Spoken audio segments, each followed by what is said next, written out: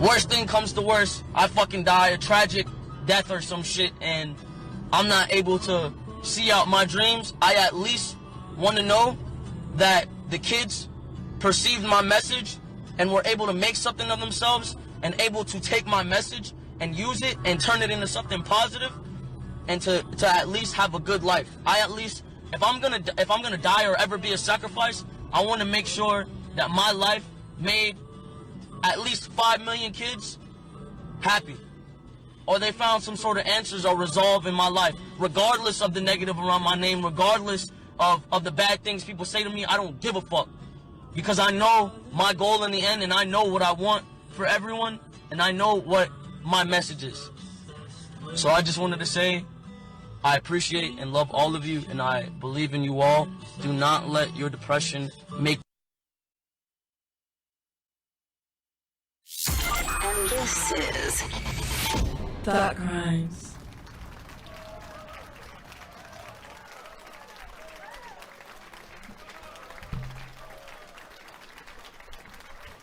Good evening, ladies and gentlemen. We are tonight's entertainment. I only have one question. Who the fuck you think you fucking with? I run shit here. You just live here. I want to sing y'all a brand new song I just wrote called Don't Trust Them New Niggas Over There. Now don't be a Negro, be my nigga. All right, help me out. Hold on. I ain't nobody's nigga. I mean, you somebody's nigga wearing this nigga top. Bitch ain't no legend. I'm the legend in this motherfucker. You can't be no legend and you 5 fucking years old. This motherfucker just called somebody a legend. Oh. We'll do it live. No. We'll do it live. Fuck it. Do it live. I'll write it and we'll do it live. I ain't scared of you motherfuckers.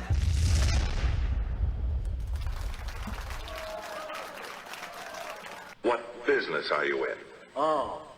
I make my bread and butter. I'm pushing. What business are you in? I make my bread and butter. I'm pushing. I'm pushing. I'm pushing. I'm pushing. What business are you in? I make my bread and butter. Welcome to Thought Crimes, baby. Hey, what's up? What is up? What is up, everybody? Of course, this is your man Savage Solomon, along here with Sincere Ignorance. Worst thing comes to worst. And we're gonna roll that video in a couple of seconds.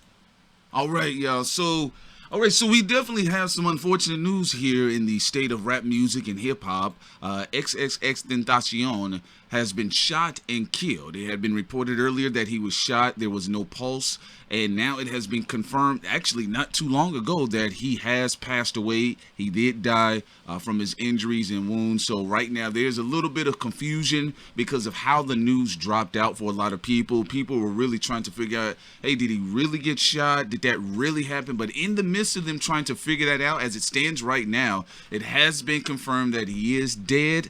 And so what we're going to do, we're going to share our brief thoughts on the situation, and then we're going to allow for the people to call in. That's what we're going to do this whole hour. We're going to let you guys call in, share your thoughts. Shouts out first and foremost. We want to shout out Dom is Live. We want to shout out Dom is Live. Just got off the phone with him not too long ago, and he was just getting over the fact that, you know, he reported the fact that XXXTentacion has been shot, and then later on he found out that he did pass away. So he's kind of taking the news kind of hard right now. He did say he will see if he could call in because, you know, Dom is Live has been speaking with XXXTentacion closely towards the end of his life, and initially we reported the fuckery that was going on with him in the early start of his career. We felt bad because we saw the change as well, so we left him alone on that note. He was doing things for the children, and as you see in that last posting, that is actually right before he dies, of what he stated what he wanted for the children. So again, folks, we're going to share our thoughts on this briefly. We're going to allow for everybody to call in and share their thoughts from within the rap and hip-hop community. Cindy, you have anything you want to say? I'm just going to roll the video one more time. After we roll the video, we're going to have people actually call in.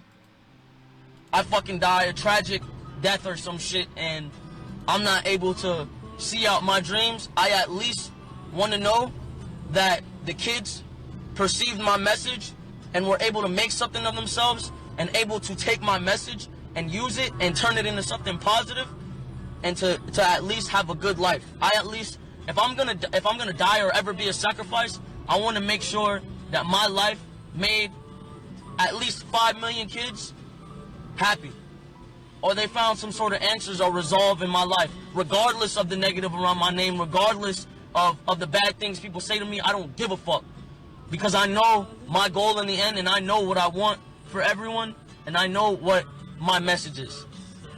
So I just wanted to say I appreciate and love all of you, and I believe in you all. Do not let your depression make... All right, now, so again, folks, XXXTentacion has passed away, and earlier, as we stated not too long ago, that he was actually shot.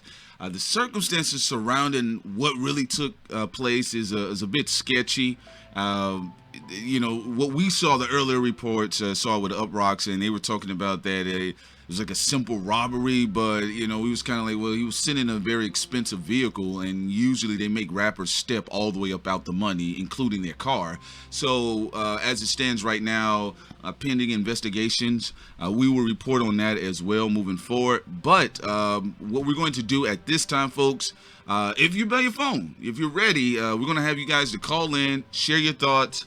I'm going to text Dom is Live, see if he's able to call in and share his thoughts and what he knew about XXXTentacion in privacy and confidence, because again, he had been dealing with him firsthand as one of the premier hip-hop commentators online here. So again, folks, we're going to allow a lot of you guys to call in. We're going to have you to be very short as far as straight to your point. Please be clear and concise. We want to keep the call flow moving. As you guys can see, there's a lot of people in the chat, so they're going to want to share their thoughts on this. Speak on XXXTentacion, what his music meant to you, what he meant to you as an artist as well, and the change that you saw in his career as well. Caller, you're now live with Thought Crimes. Please share your thoughts. My thoughts is, like, I thought like he could have been big if his life would have continued, because he not only, he made like songs for like depression people, and he wasn't just in one genre. He was like going to the rock, R&B, and into rap lane, and he could rap. Like he could rap like really good. Like the song with him and what's that dude from New York? What's his name? I can't think of his name. But on his last album, Question, his album was really good. Okay. But it just sat. You say what? No, we're just listening to what you had to say. Yes, we talked about his musical art style of XXXTentacion early on in his career. Could definitely focus. He definitely had a very transformative flow and musical style. Very adept with as far as a genre-bending artist. But go ahead, continue. Oh yeah, but yeah, he did a song with Joey Badass, a mixtape song, and he was on his album, and it was good, pretty good. All right and, then. Like his stuff was just sad, but all right. Thank you for calling in, man. Caller, name and where you're from. Yeah, I'm from Atlanta. My name's Aaron. All right, and what is your thoughts on what is taking place here with XXX? Yeah, I actually wanted to say this is what he kind of gets. He was always defending the devil and everything like this. And I know he was always speaking positive and everything at the end there, but the only reason he was speaking positive is because of probation. A lot of people don't realize what he was talking about, and he was defending that bullshit, unknownism. There's no such thing as unknownism with the 6 electrons, 6 protons, and 6 other crap. You know what I'm saying? Only in the whole history of mankind has the 666 ever been used as the mark of the beast. No other way, form, or fashion has it been used in any other way. They just came up with that bull crap. And this, I mean, I hate to say it, rest in peace, but I really do believe that this is what he gets for doing something like that. Because you remember when he got on the XXL freshman list and he sat there and bowed down and he talking about all you peasants will be weak and all this other stuff. Man, you reap what you sow. All right then, no doubt about that. Caller, let's go to the next one. Appreciate I don't think anybody deserves death by playing with symbols. Yeah. I think that's going too far. Right, Caller, name and where you're from. This is the rebuttal from Mississippi. All right, what's up, man? What's your thoughts on the situation? Man, on some spooky shit though. Like I remember, in I'm Upset, Drake said SMS, XXX, why you keep on shooting if you know that nigga dead. Like that shit just seemed real funny to me. Like I don't know, maybe I'm tripping. All right, but it seemed connected. All right. Y'all remember that line? Yeah, definitely remember that line, and I understand that a lot of conspiracy theorists are probably going to get out there. They already find up their little kente cloths and avatar, but yeah, man, we appreciate you calling in. We just want the people to share their thoughts on the situation. We're not going to really speak much on it. This is about you guys, you people, for fans who was following X and those who disagree with X. Y'all can speak on this. This is your time. Caller, name and where you're from. This is Nunu calling from Oklahoma, and I just wanted to state that although I was not actually a fan of his music, I do remember when he first came out, and based on the things he was going through, it allowed me to see what some of these kids are dealing with, whether if he got a contract and got $1 million deal or whatever. It allowed me to kind of see what these kids are now going through in our society, whether if you're in the music industry, it doesn't matter. This society has turned a major, I mean, I've never seen nothing like this ever in my life. No matter what his beliefs were, no matter, what he sold his soul, which that's evident, I don't wish this on no one. And I just want everyone to just wake up and really see what's going on. And it's beyond the eye. Y'all be blessed. You be blessed too, ma'am. Caller, name and where you're from. I'm from, this is Brian from Biloxi, Mississippi. Brian, can you turn down the background? Yes. Okay, go ahead. Yeah, I just like to say, man, to that one caller that was speaking on XXXTentacion before, regardless of what that young man was doing in his life and what he believed in the case, whatever case may be, I don't feel like that anybody should be gunned down like that. And for the people who came up to him with the video cameras, how we was able to see it, You know, folks is coming up to this young man with their cameras and just trying to get money and all this type of stuff, man. This is what the world has really come to. But this just go to show, rapper TC84 need to take very key note to this. But of course, he keeps more security. But he needs to take note to this, man, to stop going around trolling and doing all this foolishness, man. I mean, it's just really senseless. It's really senseless. That's all I got. Appreciate taking my call. Call a name and where you're from. My name's Noah, and I'm from Texas. All right, what's up, Texas? What's on your mind? Hey, man, you know, growing up as a kid, man, I've been listening to X since way back when, man. Seeing all these people on Twitter and all that saying, I'm glad he's dead because of his past, man. That just be eating me up, man, because this dude's been changing everything since then. I mean, he ain't even the same X from back then. All right, man. Well, no doubt about that. We appreciate you so much. Call a name and where you're from. My name is Eli, and I'm actually from Deerfield, from where he was shot in Broward County, Florida. And I just want to say it's very sad. It's a sad situation.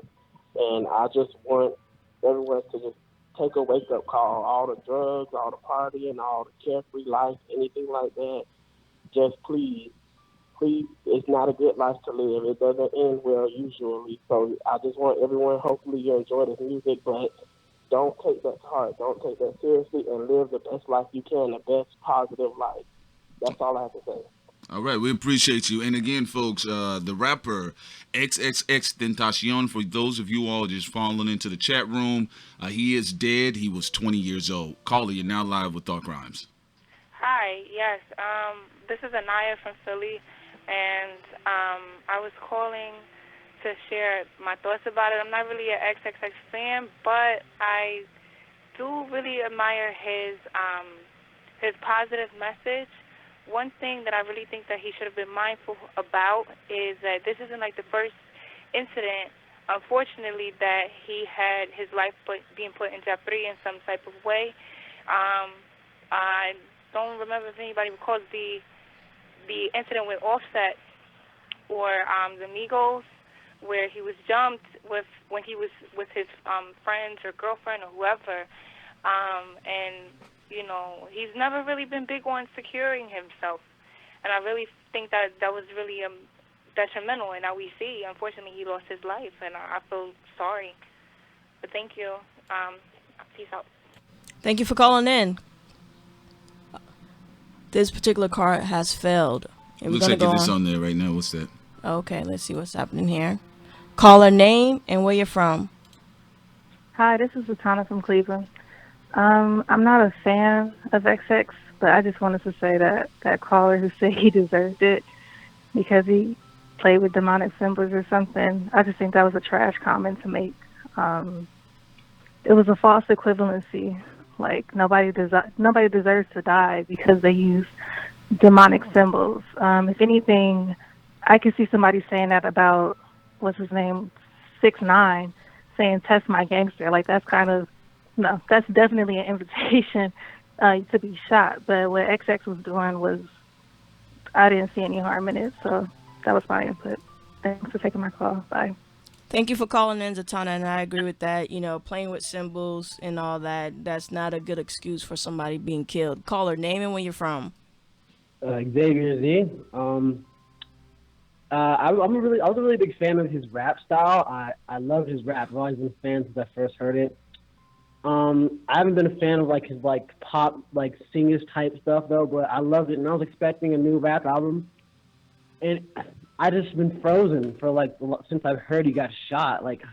I was working on my app, but I don't even know what to do right now. I'm just frozen with emotion, trying to dab all the wax I can to get over it. I mean, I just keep kind of Googling to see if maybe he woke up or something. I don't know. It's just, I really love his rap. Yeah, understandable. And here's the thing about it, you know, because I what I'm smelling from some of the people that are calling in, and then as you said you was working on your app as well, so you had a chance to pause and see. Guys are gonna have to get over. People have to get over their generational bias when it comes to these rappers.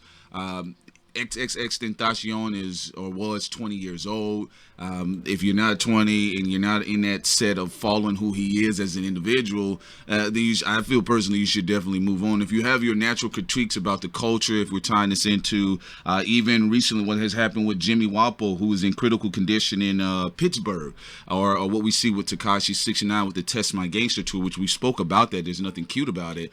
But I will say this, and Sin and I, we have said this before, XXXTentacion hasn't been on that. He didn't go around saying Test My Gangster in Minnesota, Test My Gangster in Chicago. These people, though, such as X, they mean something to a lot of the youth and their messaging, and they follow them ad nauseum on social media, so they know the nuance of their personalities. And if you don't, and you call it, you're like, they just need to die because I don't like their style, or he had funny symbols. That's a different story. But caller, we definitely appreciate you. Caller, name and where you're from. Hi, how you doing? This is David from Pembroke Pines. I live about 40 minutes away from the incident, XXXTentacion, and for me, it's just such a tragedy for hip hop, because this kid, sure, he had done a lot of antics, but you could tell he had potential. There were so many other great rappers, giving him props. Kendrick Lamar, you name it. But it's just a shame to see such young talent be lost. Yeah, definitely agree with you. You want to say something first? Oh yeah, I agree. I mean, people forget the Beatles were horrible musicians when they first came into the game, but they were able to study under a lot of great musicians, and we saw what happened with that. He had a natural talent that could have been developed more if he had a mentor. Yeah, and one thing is that when I first saw X and I saw the crazy, that's how I was introduced to him, was a lot of the crazy antics. And then I said, this was I think a year and a half ago. So I had downloaded all of his mixtapes just to run through them. And the fact that he was touching on so many different styles, he had a very fluid style. He could transform his style damn near into any style. But it's most unfortunate, and again, if you guys get a chance, hopefully, Dom is live, can go live and share his thoughts on it, because he has a lot to say on the situation. But from what he's told us behind the scenes, that X was really changing some things around behind the scenes. Caller, name and where you're from. My name is Dwayne Bryan. I'm from Miami, Florida. I just wanted, I was just watching you guys live. I just want to definitely give my take on this, because I was definitely affected by the news. It's really, it hit me personal, because X was somebody I was looking at, like I was really rooting for. You know what I'm saying? So for the other callers to compare him to Tekashi 69 is, obsolete, because he was much more than that. You know what I'm saying? So definitely wanted to just share that with y'all, and thank you guys for letting me say that. Yeah, no problem. And you guys got to remember, if you don't know much about X's background, and the reason why that caller brought up about the style difference between him and Tekashi 69, actually XXXTentacion was roommates with Denzel Curry as well, and you can kind of see how they have transformed the style. So musically, those guys are different artists than the likes of Tekashi 69. Caller, name and where you're from. Zachary from Columbus, Ohio. I'm completely in shock that XXX is gone. I liked him. He was a great artist. He was a young dude, but I liked his style. I liked what he gave us, and he's too young to have gone like that for nothing, for a bag. I feel like it had to be a setup. They had to drop on him. They knew what he was coming. He was in the gate of the store. There's something, I don't know, it's fishy to me. Yeah, I mean, his commentary before he got shot, that wasn't that long ago. I don't want to get into any conspiracies and stuff, since he's dead, but what he said himself mixed in what took place, and also being in that particular industry, it wouldn't be a conspiracy to say that someone may have known where exactly he would be and, use that opportunity to kill him. Yeah, it seemed, personally, me, it looks suspicious, because when they take your life and they leave you, and they leave your valuables, they leave you in the whip and everything, it just looks suspicious. It don't just look like a simple robbery. Like, they left him there. You know what I'm saying? So it looks suspicious. Yeah, they left him there spread out. I mean, it's terrible. Nobody deserves to go like that. It's truly sad. He didn't deserve it, but thank you anyways. Thank you for calling in. Caller, name and where you're from. Hey, this is Andre. I'm calling from Philadelphia. All right, yes, Andre, what's up, man? You're calling from Philly, and of course, we know the other artist who is an associate of X's as well. Lil Uzi is from that way. What are your thoughts on the situation? Man, it's sad, man. This is what I want everybody to say though. To think, even if this guy's not your favorite artist, right?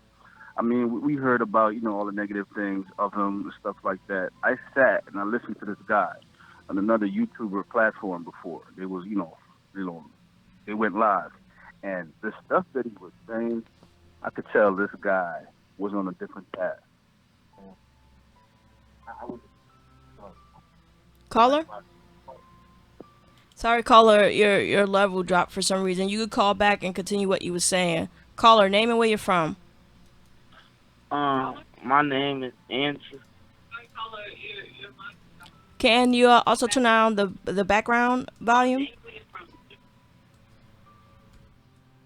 Okay, call drop. Yeah, folks, just make sure we're clear and concise. And I also want some of the young cats to call in. If you're 17, 16, 18, 19, 20, call in. Share your thoughts. And don't have us playing in the background when you are on the air. Caller, name and where you're from.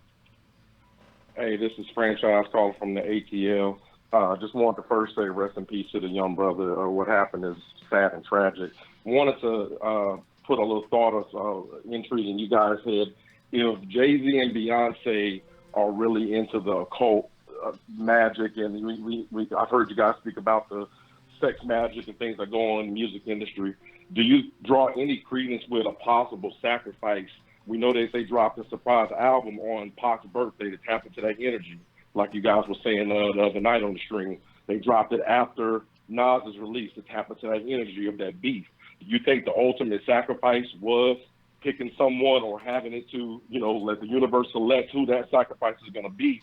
Because, even though we know X was trying to change his ways, he was caught up in a lot of that stuff, and it could have been him, could have been 6ix9ine, could have been another one of the young cats I was seeing was in the hospital from a home invasion that just happened in LA. So, do you think that there's any correlation that they were sending the ultimate shot to Drake to say, not only will we get you, our magic is better than your magic? No, I don't think that. And also, when we talk about symbolism and occult and different things like that, it goes into so many different areas. Like, most of society believes in symbols. Of course, you have some people who they have their little groups, they have their little sect that also goes into politics. But I don't think this has anything to do with that.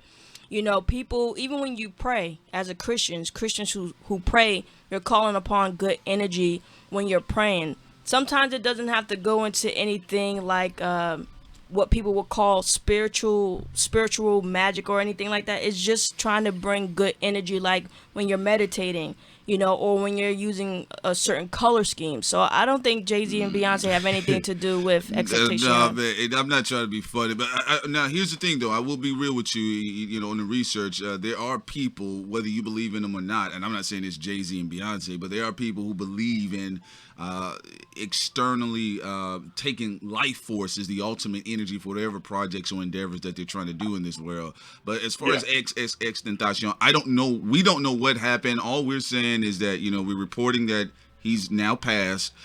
We share as much as we can go is that it just looks suspicious, the fact that they left him like that. Me growing up in the streets, when they leave somebody like that, that's something else that goes on there, and it's not just a robbery. But moving forward, we're not going to stand on any ground and say somebody that, is Jay-Z or anything like that. That would be very retarded of us. Yeah, because, like people could dab in certain energy. They don't have to create any type of death. 9-inch nails. Trent Reznor, he used a home of someone who was killed. The Manson murders. Yeah, but he didn't go out and kill somebody and cause it. He was just using that energy for a particular project, for a certain sound. Ozzy Osbourne done it. But this situation, it's apples and oranges for this particular situation. Yeah, so that's where we are with it. But anyway, we appreciate you. Caller, name and where you're from. How you doing? This is Daryl calling from Charlotte, North Carolina. All right, what's up? Well, I just wanted to put in, my 2 cents about the whole death between Triple X. I just wanted to say, like, granted, I wasn't necessarily a fan of his music, and of course, his past that people bring up, especially all over Twitter. Like, there's like half of Twitter is divided between, like, offering his condolences, and then, of course, there's like more so females that are just pissed and all that stuff, or just trying to, I guess, celebrate his death. But me personally, I just say, at the end of the day, it's a young life lost. I mean, the dude was only 20, and I just feel like no one deserves to go like that. And I feel like it should just get people in perspective, like, that life is too freaking short. Like, it's too short to be just so mean-spirited and celebrating shit like this. You know what I mean? Also, and one thing, the Associated Press, for those people who are coming in and they're still saying he was breathing and, it hasn't been confirmed. Again, they had confirmed that he is dead again. And also to what you're saying, as far as that, people are going to have different opinions about anybody, any artist, any politician. There's people who have different opinion about people in your neighborhood. But that being said, even some of those people who are like maybe overly vitriolic, even if they're talking about their case, then I would definitely urge them to read some of the court documents regarding that case, so it's not as clear cut as they think it is. But we definitely appreciate you. And also, I think I wouldn't go overly. Look, when people die, people try to either paint them as a saint or a complete sinner, or they try to martyr them. Yeah, the guy is both. So for people who have constructive criticism about things that took place with him, I wouldn't say. Of course, I have respect for this particular day to wait. It's not like, he's was molesting or raping little girls or something like R. Kelly. So for this particular day, I will put a pause on it. But if people want to have constructive criticism about certain things in his life, and also, things that you feel young people should stay away from, that's perfectly fine. Also, one other thing too is that allow for people to breathe. Like if somebody says they enjoyed his music, from what I'm getting, a lot of people is talking from his music and maybe they like some of the commentary he delivered online. But allow for people to breathe. If you disagree with who he was as a person and you're just stating your opinion, then you should be able to say what you need to say. But this whole thing of stifling, arresting people's ability to breathe in their opinions online is just ridiculous. Caller, name and where you're from. What's up? My name is Rollout. My situation is this death is it's crazy because he was a motivation of all. Caller, could you speak into your receiver? Hello? Yes, there you go. Oh, okay. Yeah, my name is Rollout. It's crazy because he was the motivation of all. It was just man, this is sad. And DJ Academic, he wished bad on us. And Tom is bad too. This is crazy because, when DJ Academic is going to report on him, I don't want to hear him saying, I'm sorry, R.I.P, brother, and do all that lovey-dovey stuff when you wish bad on the dude. I understand where you're coming from, young brother. I agree with that. That's why we shouts out to Dom is Live. Y'all check out our homeboy Dom is Live. Let him, because Dom is Live has been dealing with XXXTentacion, and I don't want to put Dom on blast respectfully, but we talked to him on the phone. Yeah. He is taking this pretty hard. So when he gets rolling, he's going to be doing a live stream. And he said, if he could call in, he'll try to, if he can get it together. But when he does his live stream, folks, we said go over there and support Dom is Live. We don't care about, Gerber babyface Negroes. So just support Dom is Live. And also, I agree with what you said about academics. If you he called him at 2:00 in the morning. Buzzing him, he just called him at 2:00 in the morning, just bringing up his phone and wishing that he'd go to jail and stuff, and that's crazy, man. Now that's the part I want to touch on real quick. Up until that point, when people say certain things about people, fair game, constructive criticism, or jokes, whatever. But when you wish death on someone, like what you said, academics did, when you wish death on someone, now you're going. No, he ain't was deaf. He was that he can go to jail or something cause he was going through the legal issues and stuff. So he was him to go to jail and stuff. I will say this. So you're saying he was trying to destroy his life? Yeah. Yeah. Well, what will happen is this though. this is why you have to be careful with certain things, you know. And we always tread that water, but we have dark satire along with hip hop commentary. Some people disagree with some of our stuff, but we don't wish anybody to go back to jail. We didn't wish, even when we was criticizing Meek Mill for the stupid shit he was like, doing. I love y'all. I love y'all. Yeah. I love y'all. But you have to be careful in this space when you become too opinionated and pompous, because guess what? The public don't forget. So if something like this happens, you better believe as soon as that academics Negro fire up that microphone and do a video on his page, them niggas going to be under his comment section saying, hey, this is what you did. Well, look, this is the thing is, I'm glad that you clarified and said that academics didn't wish death on him. But, you know, when you try to get someone in prison and you don't even know their case to know exactly what's going on, but just because you're angry, you're trying to ruin someone's life to that level, that's very petty. And I agree that, you know, you really can't, don't go on just don't go live or make a video like saying you really care. Let's be real. You wanted the worst thing to happen to that kid, and going to prison is something that's horrific too, besides getting killed. I want to see George Zimmerman in prison. I don't care about the other shit. Yeah, all right. Caller, name and where you're from. Oh, yeah, my name is Kendall Jones. I'm from Gulfport, Mississippi. All right, what's up, man? Mississippi in the house. What is your thoughts? Man, honestly, I'm so sad about this.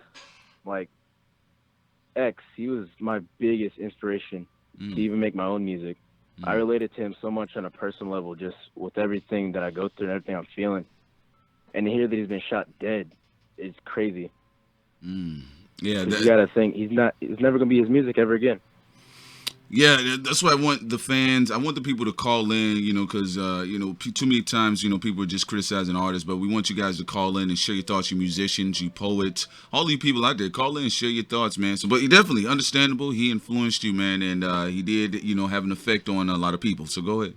Caller, name and where you're from. Supreme Architect, New Jersey. All right, Jersey in the house. First of all, I want to tell you I love y'all show. I love what y'all doing, and rest in peace to XXX. But I want to speak on Jay-Z and Beyonce because I noticed the video just dropped yesterday, and every time they drop a video, every time one of them drop a project, somebody dies.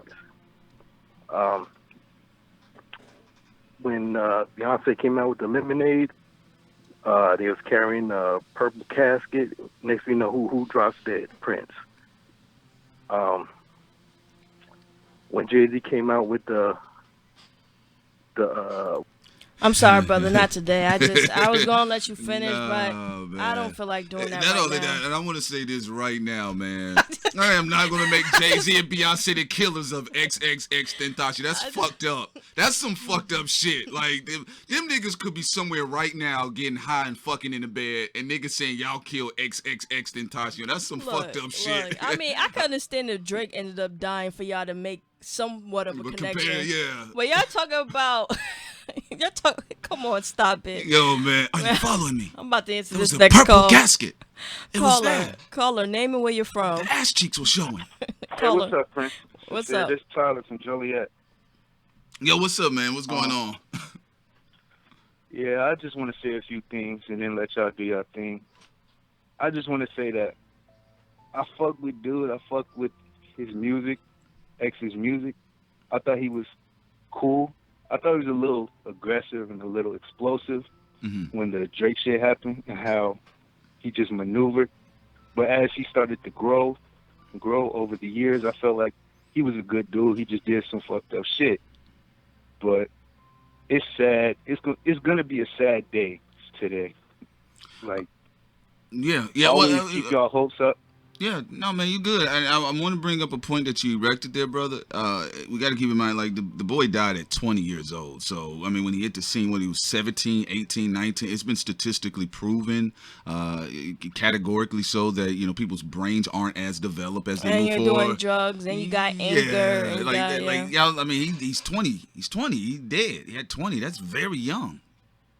That's fucked up. And I also want to say another thing, like, all those people out there that's on Twitter and that's in y'all comment section of this stream right now talking about, oh, X just got killed. I wish it was 6ix9ine. I wish it was Lil Xan. I wish it was Drake. Man, stop saying that shit. Because at the end of the day, you don't wish two things on people: jail, and you don't wish death. Because ain't no coming back from that. Because that could be anybody in this world. That could be me. That could be you, Prince. That could be Sincere. That could have been X if he wouldn't have got killed. So stop wishing that shit on everybody. That shit ain't cool. Cool. Because in the end, y'all can talk about a nigga all y'all want to, but once the nigga die or he go to jail, everybody gonna be crying, and that's a fact. Thank you for calling in, caller. Mm-hmm. Y'all can talk about a nigga all y'all want Turn down the background of your audio and tell me your name and where you're from. Absolutely. I'm James from Columbus, Ohio. Hey, James, what's up? Oh, no, major. Just calling in to pay homage to the sound. It's a sad day. How you feel about it? I mean, I feel like the young boy was too young to go. And I mean, you talk about 19 to 20. That's from teenage to manhood. And he was also a great start. You don't have to turn that down, nephew. I'm more around. But yeah, I was just calling to pay homage to the man. Send my R.I.P. shout outs and my new squad too. Yeah. I'm sorry for your guys' loss. Oh, that's all right. That's all right. That's cute. We appreciate y'all so much. Yeah, we appreciate both of y'all. And, thank you for calling in. I know a lot of people really enjoyed his music, or just really it's sad what took place with him just on a human level. Whether they enjoyed his music or not. And we do appreciate y'all calling in. Any final words before we let y'all go?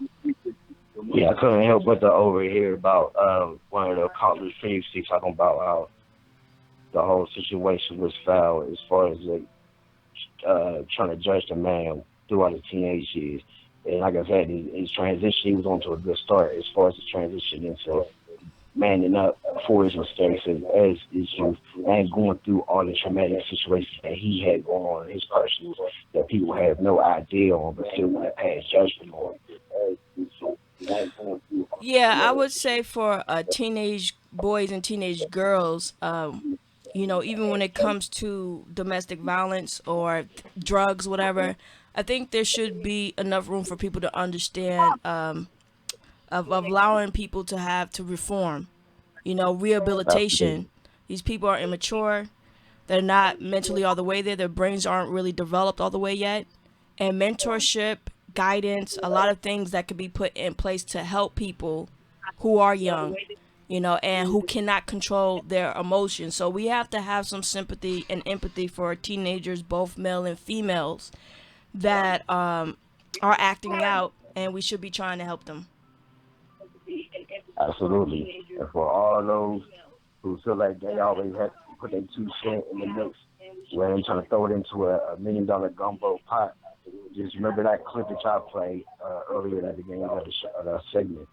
Because that final clip, his final words, those were sincere words from the heart. And he was trying to get these kids to keep their spirits up whenever they at the lowest of their low. All right, yeah, definitely, no doubt about that, man. And also to some of you people calling in, I mean, I understand why y'all saying like Drake, because right now I see the story. Shouts out to the partners that are sending me the text messages about Drake is being accused of premeditated murder, according to this rapper's Instagram. So, I mean, I understand why y'all calling in, but right now we just want y'all to call in and share your thoughts about the boy's They're music. not even mentioning Drake. They keep mentioning Jay and Beyonce. They hate them niggas. They hate That's them what niggas. they keep bringing up. Yeah, well, on Twitter, on social media, they're talking about Drake right now, so that's just interesting. Of course, our callers, they're going to call in about Jay-Z and Beyonce, so you know what it is. But caller, you're not live with Thought Crime. Share what's on your mind. Man, this is just crazy sad. X is somebody I listened to when I was in a real dark place, And then what's really sad is all these people on Twitter talking about, all his mistakes. I don't know if people have watched his interviews and stuff lately and things he posts on Instagram, but he was all about building people up and spreading hope for everybody. It's just sad to see people talk down on him after a situation like this. That's how screwed up the world really is. No doubt about that. And also, Queen Lily, I want to address you for a second. No one's saying there's any excuse for domestic violence, but people who are actual psychologists, which you are not, and people who are actual doctors talk about uh, young boys and young girls, especially when they're emotionally unstable because of a background of a parent home being broken up, drugs around them, and different things like that. They're going to need more guidance than people who have had someone in their life, even if they both of their parents were screwed up, but had someone in their life to guide them. They're not going to be on the same path versus someone who had no one to guide them.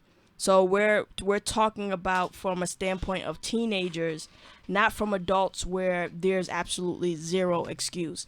Caller, name and where you're from. Yo, what's up, y'all? This is Reggit caller from LA. But yeah, I was gonna call in just to. So I wasn't really a fan of his music, but like personally, I identified with him, and I understood where he was too, as far as his like development as a person and character. And I seen like, because I've been through like certain similar shit, not similar shit, but as far as like character traits and mindset, I had that similar mindset, and I seen what it's like to grow up and like just to maybe see where it might end up at, like his personality type. And it's pretty sad to see like he didn't get that chance to fully develop as a person and character. But also for the another point I think we're having on another live stream where y'all was talking about who the industry may be priming us for next. I think it was him. He was young enough and he had some sort of street element. I think Meek might have been like temporary, but I think they were priming us to for him to be the next one up. Possibly, man. Like I said before, I sat down one day, and I stopped being a troll. I said, well, let me hear the little nigga's music, and I listened to, I think it was all of the little short mixtapes he had. And you can tell he was influenced by a lot of industrial age music, some Linkin Park. You could tell he was influenced by Pastor Troy. You could tell he was influenced by the likes of even working off of his the other cat, Denzel Curry. The energy. There was a lot of shit that was in his plate musically. He had a gumbo style, and I thought it was very interesting. But again, moving forward, we fell back on him.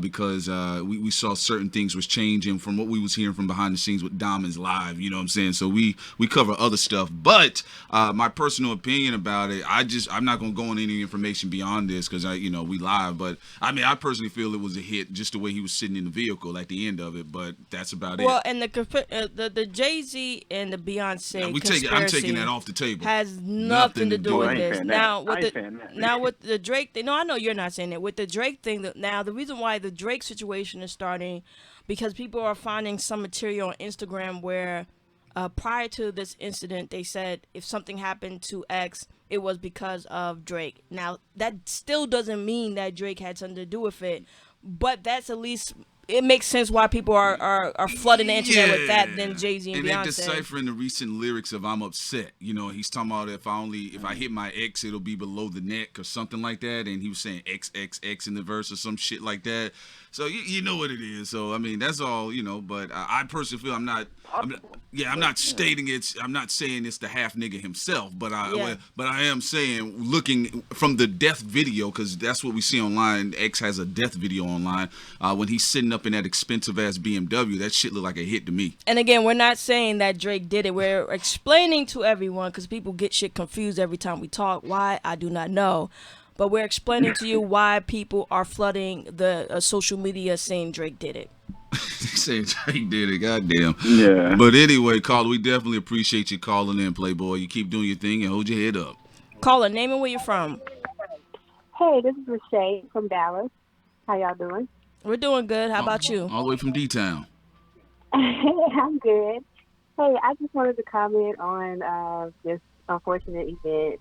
I wasn't too familiar with him. I only heard a couple of his songs, but one song that really kind of gave me, well, it really gave me the creeps, really, is his song about suicide.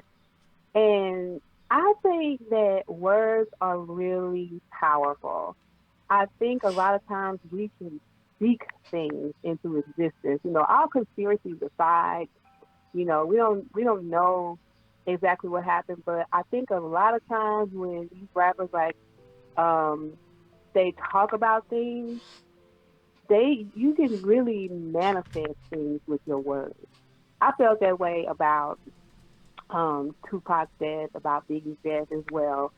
Like when you prophesize your own death, you shouldn't be surprised, and nobody who hears you do that should be surprised when it actually happens. Oh, I And do. that's Yeah, really yeah, I agree with you on that point. I mean, Tupac. Everyone said he was a prophet, but I'm like, Tupac understood he could end up being killed because he was in situations that would lead to his death. So it's not like someone prophesizing about their death who just stayed in the library most of the time. It's people who are in an industry with a lot of gangsters and goons, or around certain people that are not right in the head. Yeah, I mean, and I definitely hear where you're coming from, sister, when you're talking about just in general, what you speak things into existence. But we also got to take into account to these guys' situations. Tupac came from a very traumatic childhood. Biggie, not so much. XXXTentacion came from a very traumatic childhood. So when he talked about suicide, it's no different than the likes of Kurt Cobain when he was dealing with his health issues. These artists are expressing their pain. However, though, on the other side of the game, to what Sin is saying, we've had artists who didn't talk about death who got met, who met very violent ends. Sam Cooke, met a very violent end as well, although it was reported in the media otherwise. But you should go listen to what his sister, or read what his sister talked about as well. And also, I'm getting reports right now that Jimmy Wapo has been confirmed dead as well. So that's another unfortunate situation. And as I told you guys before, June, July, August, that's always the hot months in the summer. And you always have very conflicting energy at this time. Caller, name and where you're from. Yo, this is Stanley. I'm from Mass. All right, what's up, Stan? What's good, bro? Yo, thank y'all for letting me on y'all show platform. I just want to say real quick, somebody loved him. Triple X, he was a young kid, and regardless what everybody thinks about his music or his artistry, he was a human being. So that was first, and somebody loved him. Somebody birthed him. Somebody went 9 months, eating. Talked about him. Somebody else loved him regardless of that too. So everybody should just take a step back, I think, and just start to assess really who did it first and get him some justice and realize that he's a human outside of being a rapper. And that's really pretty much all I wanted to say, is just give his mom some respect and his family, because they lost somebody and somebody passed, and the youth really is losing big time. The older dudes, however old you is, if you older than 18, you kind of need to turn around and put your hand out and reach back to the younger dudes, because they really need some help right now. So that's pretty much all I wanted to say. Understandable. We appreciate your caller, and I get where you're coming from. He did, I believe, he had he had a bunch of brothers he was taking care of as well. So, yes, you're right. Yeah, these people do have family. Although constructive criticism is welcome with any of these artists, because they are public figures and they put themselves in the public light. Absolutely. But you do acknowledge the fact that he was taking care of his brothers and his mother and all that type of stuff. So there were people that were dependent on him. Caller, name and where you're from. Josh, I'm from Mississippi. All right, Josh from Mississippi, man. What's on your mind? I have something to say about that thought of XX. XX, he was like, if you really just thinking about most rappers and stuff, most rappers aren't that positive. They spread all this stuff into people's heads. People really think they can go do this stuff. But X, he was like a motivational rapper. He was basically expressing himself, telling how he really felt, telling how he felt to the world. But people, they don't like when you spread the joy. They don't like that. They like the negative energy, basically. Basically, that's what they like. And it's another rapper from Mississippi named Lil Lonnie, and it seems like a lot of rappers, even though X didn't die in his hometown, a lot of rappers died in their city.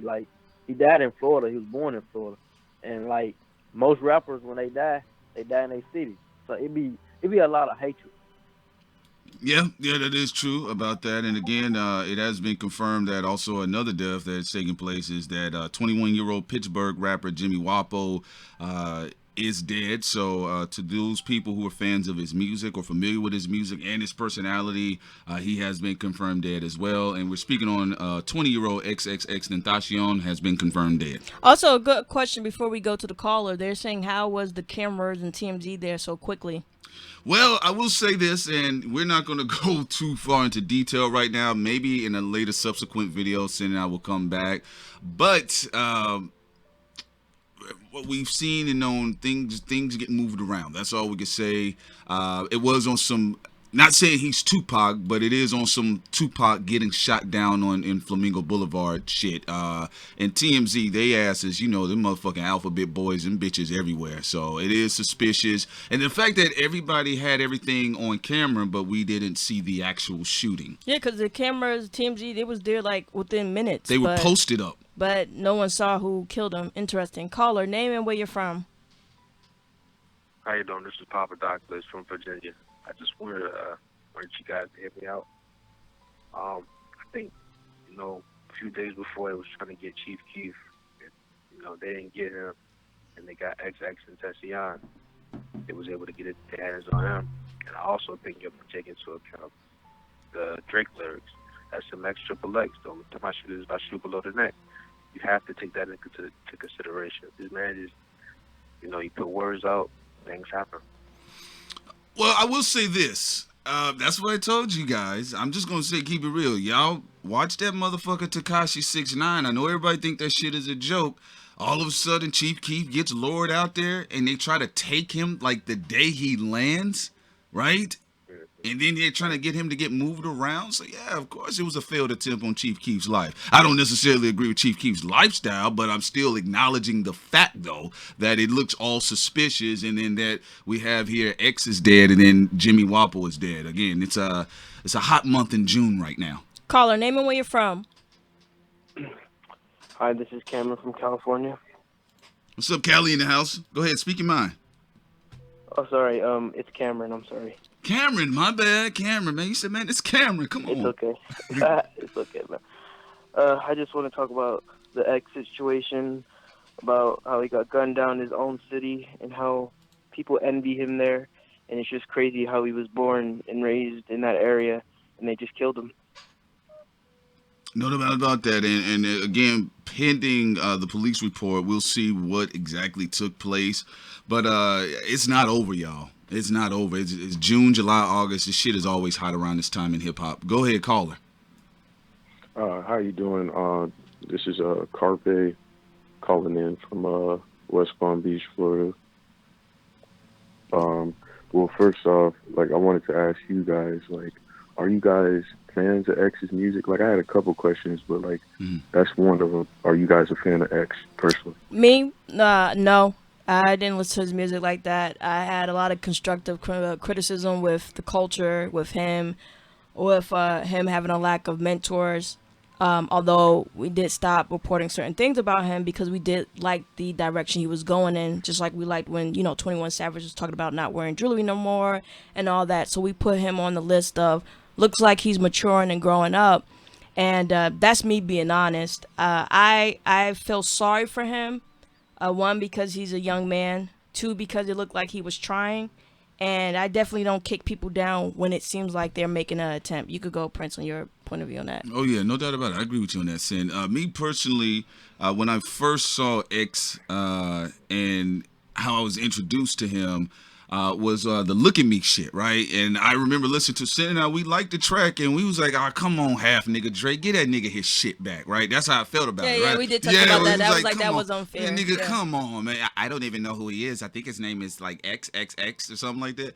But right. Moving beyond the Crazy bullshit shit. that I saw him in the fuckery early in his career, what he was trying to do with getting attention.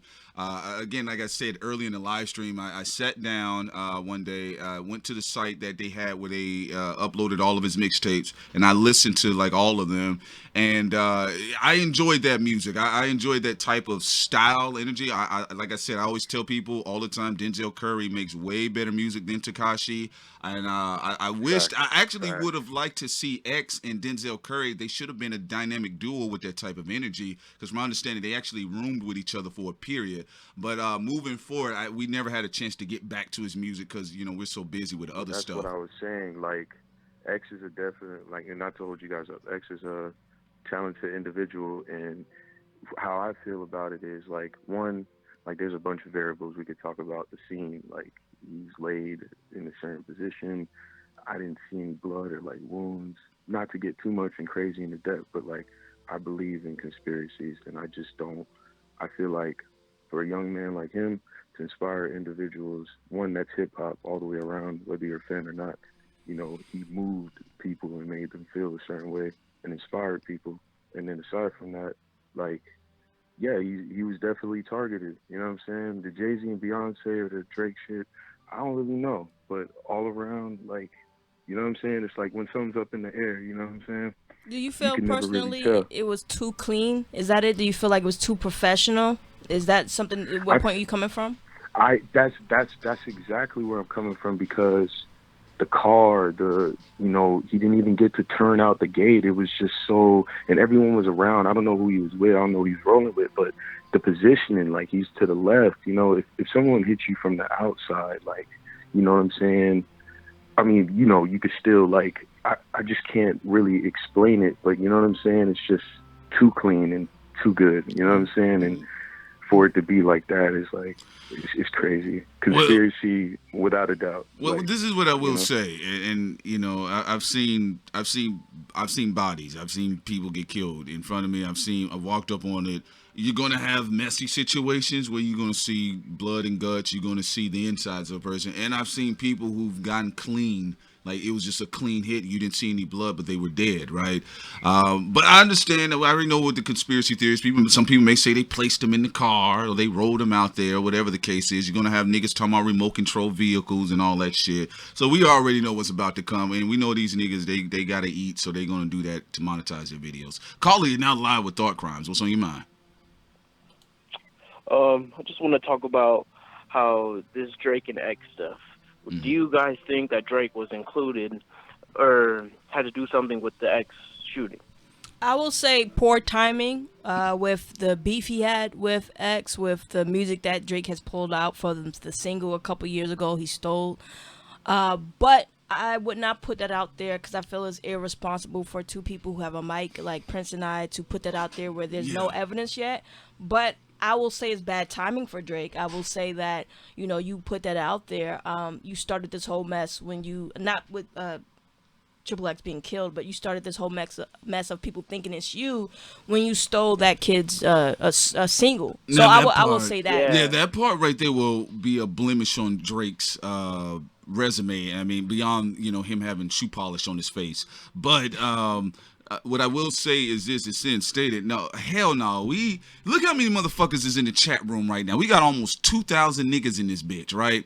And we be some. Yes. Yeah, I mean, Hello? yeah. Wait, 1 second. Chinese buffet calling. Wait, one second. Ooh, what? Wait, go ahead. Prince, finish what you were saying. Yeah, it's some Chinese python calling. Come on. I don't know. That sounds like a Chinese store. Yeah, I don't. Come on, get Miss Yin off the phone. Anyway, this is what I'm saying though. We got almost 2,000 people in this bitch, right? We'll be some fucked up, irresponsible, dumbass niggas, and we like, yo, Drake killed X. We ain't saying that shit, but shit goes down in the music industry. As Sin has said it several times, it is run by gangsters. That's why we have mentality niggas out there right now talking. So again, that'll be very irresponsible to say that. Caller, name and where you're from. Hey, I'll go by Dell, and I'm calling from Decatur, Georgia. Okay, Decatur. Shouts out to Decatur. Oh, I know all about Decatur. Come on now. First of all, I love what you guys do. Fully support you guys, and just honestly, at this moment, I don't want to take up too much of your time, but it's just, for me, I'm just going to send my condolences to his family and, you know, his fans and everything. But what I kind of wanted to just, like, speak on is the fact that it's so unfortunate that him being, like, 20 years old and the struggles that he had no chance to mature and, like, grow. he had no chance. Like I know a little bit about him as far as him like struggling with depression. Like I myself, I struggle with it to a certain degree, and that was one of the reasons why I didn't really gravitate towards his music, because it seemed as if his music was like kind of would pull you into that deep and dark place, like almost demonic to me. But I don't know. It's just unfortunate that he, I don't know, just to me he just seemed like really like a tortured soul, and like he just went through so much, and it was almost like he had no chance at all, like to just mature, to grow, to have, you know, people that would just, you know, take him under his wing and have more positive energy and maybe like heal from that depression. And, you know, because the stuff that I seen like of him online, it was sad to me. Like, to me, those are cries for help. Like, you know, the certain tattoos and certain images. Like, I remember seeing an image of him, like, doing a video where he was hanging himself or something. Like, that to me is just beyond. Like, that stuff is beyond. And to me, it reaches, like, a spiritual level into, like, some dark stuff.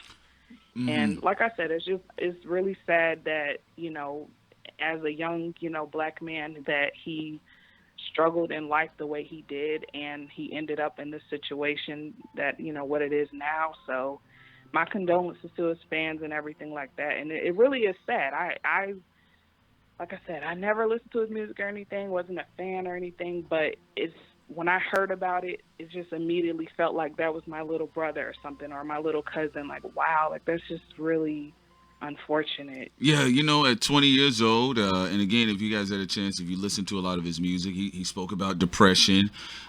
He spoke to his racially diverse background. He talked about his insecurities even with that aspect. So, yeah, I mean, yeah, his music touched on a lot of different things. Carly, you're not live with Thought Crimes. What's on your mind?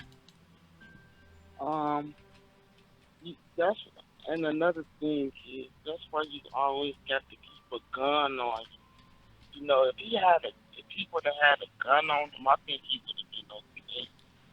You know? Yeah, I mean, I see where you're coming from, but that really don't mean shit. There's a lot of niggas that die with guns in their waistband, so that don't really mean shit. As Biggie said, my gun is blazing, yours is raising. So, again, this looks like something else. Yeah, maybe That's all more I'm saying. security, but the angle that it seemed like he was killed and being in a vehicle, I don't know how that would have helped him. Yeah, it don't even look like he didn't see that shit coming. Yeah, call a name and where you're from. Chase, and I'm from Oklahoma. All right, Chase from Oklahoma, what's going on? Yeah, so is X confirmed dead? He's really dead. He's confirmed dead. From all sources. All sources, from People Magazine, from, of course, the Alphabet Boys known as TMZ, confirmed dead. AP, Associated Press, Reuters is confirming it. He's dead. Alrighty. Alright, well, my prayers go out to his family, and thank you very much. That's all I wanted to say. Thank you for calling in. Caller, name and where you're from. Hello, the name is Dyson Dumstein, and what I hate about the situation on Instagram is the fact that people are making. I hate that. Okay. I mean, it's crazy. Go ahead. It sounds like you're trying to say more. Like, what did you hate on Instagram? What do you hate that you're seeing? What I hate was the fact that people made jokes, mockery. You know, it's kind of, no, it's nothing like my situation. Boy, I was doing a live stream, I mean, it's sad. Well, it goes to show you that nothing is promised, nothing is guaranteed in this life. Yeah, you're right about that, Dason. We appreciate you, brother. As always, a Thought Crimes alumni. Dason, you keep your head up, man. Caller, name and where you're from. My name is Jimmy Russell, and I'm from Bankhead, Georgia. Man, Bankhead? Where you from? You from Buckhead or Bankhead? Which one is it? Bankhead. Bankhead Highway. Okay, Bankhead. Oh, okay, Bankhead Highway. All right, man. What's up, man? What's on your mind? Man, it's all fucked up. I see this shit every day. Yep. XXX did nothing wrong, man. He 2 million in, you know. Mm-hmm. Let me get a shout out real quick, if that's cool with y'all. Go ahead. Like, to his family, you know, shout out to his family. I hope they're doing good. To my friends at Channel 4, Action News, because they fucking told me all this shit, dog. They in on this shit, man. They know about it day one. You know what I'm saying? What do you mean day one? Clarify. What's going on with Channel 4? Man, they were telling me all this shit. They're like saying they coming in. They people be saying they coming out. Like this guy on Twitter, he was saying, where's that? He was saying someone with the red mask. Hold on. Soldier.kid with 2 D's. Mm-hmm. He has a red mask, and there's witnesses saying that like there's a guy with a red mask coming in. So they said that the possible assailant of XXXTentacion, they're stating that someone had a red mask. Yeah, I was reading the reports on TMZ. Oh, okay, yeah. Did they tell you the asses was out there too? Yeah, TMZ. I don't know. They be on the spot like immediately. Yeah. That's weird. Yeah. They're listening to the radio on the police radio, and that weirds me out. I think someone's behind it. But I'm glad you brought that up. Wait, that's very important. You know how TMZ is able to listen to police radios and different things like that. Couple things people have to remember. The photo of Rihanna was sent by a police officer, which is illegal, and they gave it to TMZ.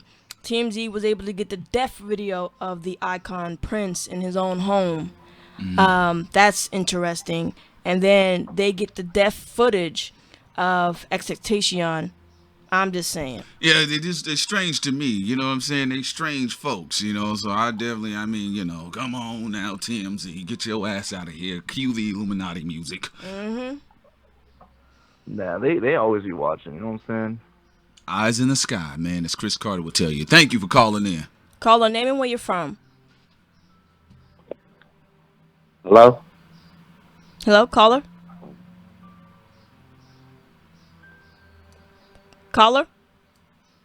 Yeah, hello? Hello? Can you hear us? Yeah, I can now. What's up? This special from Vegas. But, yeah, it's kind of fucked up the little nigga died, man. I mean, he looked weird, you know what I'm saying? Most little kids is weird nowadays or whatever, but he's still a human being, man. And it's kind of, he had a cool little message for the youngsters somehow, some way, you know what I'm saying? I guess they understood it, you know what I'm saying? And he's kind of talented, you know what I'm saying? Sad to hear him go, though. No doubt about that. All the way from Vegas. We appreciate your call. Getting straight to the point. We love it. Caller, name and where you're from. Hey, what's up? This is Shamari from Boston. All right, man. What's up, Boston Bean? What's good with you? What up? Yeah, so yeah, it's sad, man. Like I was just watching his video not too long ago of him. He was at a school doing like some charity event, like asking kids what they want to be when they get older. And then he also like I was thinking about that time he made that song for those kids in the Parkland shooting. It's just really sad, bro. We lost someone special today, man. And it's just crazy. No doubt about that. And also remember, you know, since you're speaking about the charity, remember before Drake did the God's Plan charity run, the campaign tour of that, remember XXXTentacion was like, he was all on social media with that going out there first. That was the whole riff again with him and Drake. And even, I will say this, what I did notice about X, even how he had to address Drake that last time around, you could tell he kind of didn't want to do it. You know, he was actually giving Drake a lot of props and respect, but he was like, you know, bro, come on, like at the very least, can you just be honest with the credit?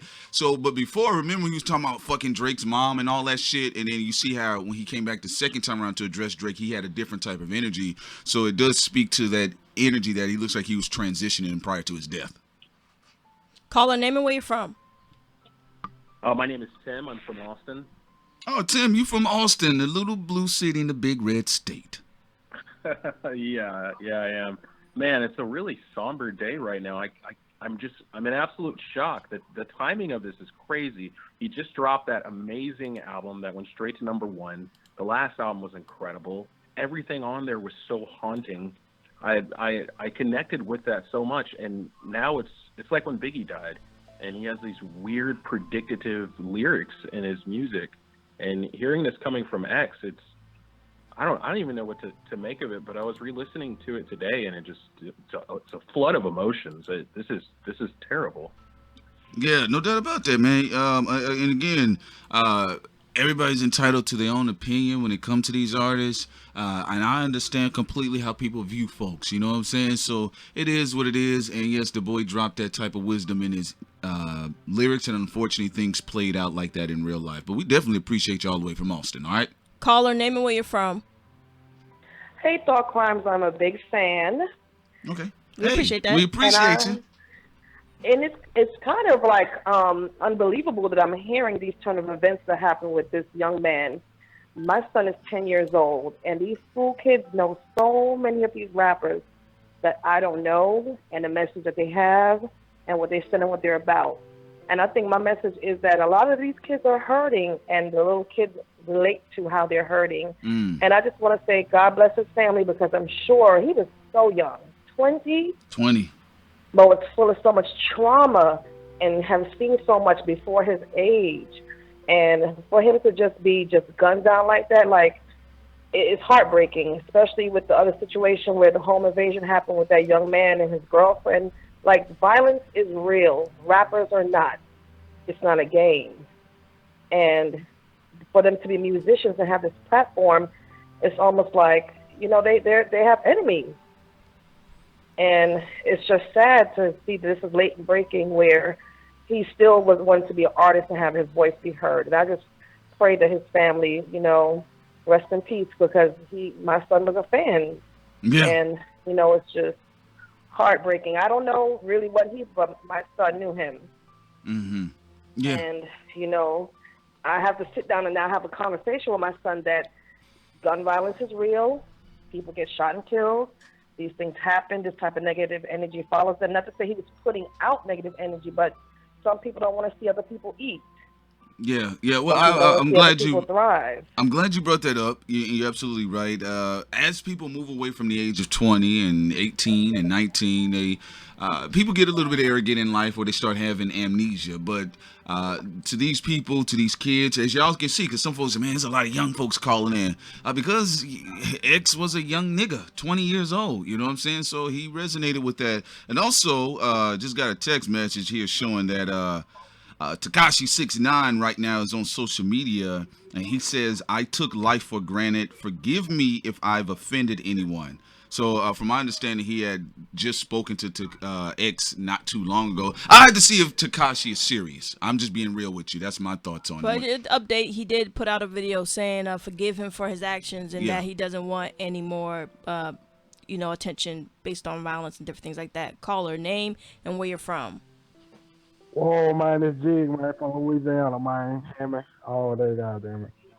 But you know, goddamn it, they got people die like that every damn day, goddamn it. Nigga be like 16 years old and shit, goddamn it. Like, if you say you live that life, goddamn it, you gonna die by that life, right or wrong? You know, you feel me? Just like WAP. Well, the trapper, goddamn it. They die like that. Yeah, I do agree with you that when you're putting yourself amongst people who are criminal, people Just like who are the lady violent, say, that can the streets happen. real, goddamn it, but the rap ain't. But at the same time, we also should give people a door or credit if we see that they were trying to change their life. Mm-hmm. And unfortunately, though, sometimes the past doesn't care about who you are in the present. Yeah, also, I'm going to be honest with you. I hear what you're saying about that, about if you live that life. I'm kind of split at times when it comes to rap in the music industry. There are a lot of artists who don't talk about that shit, and they're being strong-armed by gangster niggas behind the scene. There's a lot of dudes who was minding their business. They didn't pay up on something. Maybe they had somebody in the streets front them on their first album, and they didn't keep giving it to them. So I don't know, but I will say this, that shit that happened with X, that shit looked like a clean-ass hit. Call a name and where you're from. This is Allie. I'm calling from California. Hey, Allie. What is your thoughts on this? Okay, so I'm hearing a lot of people say that we shouldn't judge this guy for his mistakes, and this is not an appropriate time to bring up his mistakes. But the reason why I feel like there's a little bit of a divide on social media is because despite the fact that he unfortunately passed away, this man is currently awaiting trial for beating up his pregnant girlfriend. That's pretty serious. And no one is, I feel like people are tiptoeing around that. They're tiptoeing around all of these horrible things that he did. I mean, and that's not a mistake. Physically harming a pregnant woman is not a mistake. That's something that's done deliberately. Go ahead. I don't think it's necessary to pretend like this guy was some angelic person just because he unfortunately he died. I mean, people are going to look at all aspects of a person. Everybody is, especially the ones that don't really know his music personally, they're just going to look up what they see online about him. And I haven't read a lot of positive things about him. I've actually read some very horrible things about this man. And it's very disturbing that we're going to sit here and act like he was just this perfect guy that never put his hands on anyone just because he got shot. I think that is absolutely ridiculous. And I think that people are entitled to have different types of opinions that don't all have to be positive opinions about this man. We need to start being honest about some of these people. And I mean, that's pretty much my opinion on it. I'm not going to be one of these people that's going to pretend like XXXTentacion, I think that's how you say his name. I'm not going to pretend like he was this inspirational figure to young black people, because the truth of the matter is that he was not. But here's the thing. We don't even know his transition in life. You don't know him. We don't know him. People said the past year he's been changing and doing the right thing. Like, there's a lot of components in here. We can't say, oh, and you say he's on trial as well, so we don't even know the full details on that. So you can't sit up here and say, yo, he's automatically guilty. He's automatically completely a bad person. If you're going to take into consideration that there's different components to people and that he's on trial, so we don't even know the full context of that story, right? And that wait. Just whoa, hold on. Now, we're going to keep you on the line. We ain't assholes. We ain't going to hang up on the mic. But what we're going to do, we're going to allow for each other to breathe in our conversations. That's what we're going to do. Yeah, we're not going to hang up on you. Believe me. We're going to let you respond. But it seems like you have a definite answer. And here's the problem. We said at the beginning that he was not a saint or a devil. Like, we don't know him personally. We just know of different components. We know he was on trial for beating up his pregnant girlfriend. We know that people say he's changed for the last year and a half, that he was doing a lot of good even in his personal life. Like, and the fact that he was 20 years old. Like, there's not a much to go on. It's not like we have a video of his pregnant girlfriend being pregnant and him, beating her up. Like, there's a lot of different components in this. And also the stipulations of the trial, too, because information has been floating out on the internet if people get a chance to check it out. That's why I personally left it alone. I was like, well, whatever happens in the court needs to happen in the court. But from what I read, it's not clear across the board. And we've been very critical of people. Like, this is not R. Kelly, which I wouldn't care if people defended R. Kelly. I would be like, I don't care if y'all defend him. This dude was caught on camera, like complete evidence, defecating on underage girls. So if people want to try to rock with him, you're just full of shit. But this story here and this person is a question mark. So we're not going to jump out there, especially when he's dead, and just make assumptions. We've been extremely critical and had a constructive criticism of this kid more than anybody else on YouTube. Go ahead. I called. I don't want to say I call BS, but a lot of these people, it just sounds ridiculous. It seems like we are being biased and we're portraying him in a very positive light, just simply based on the fact that he died. Okay, well, here's the thing about it, and you're entitled to your opinion, absolutely, but, and I understand you're not talking to us directly, you're talking to the culture, what you're seeing on Twitter. You got to look at it like this, though.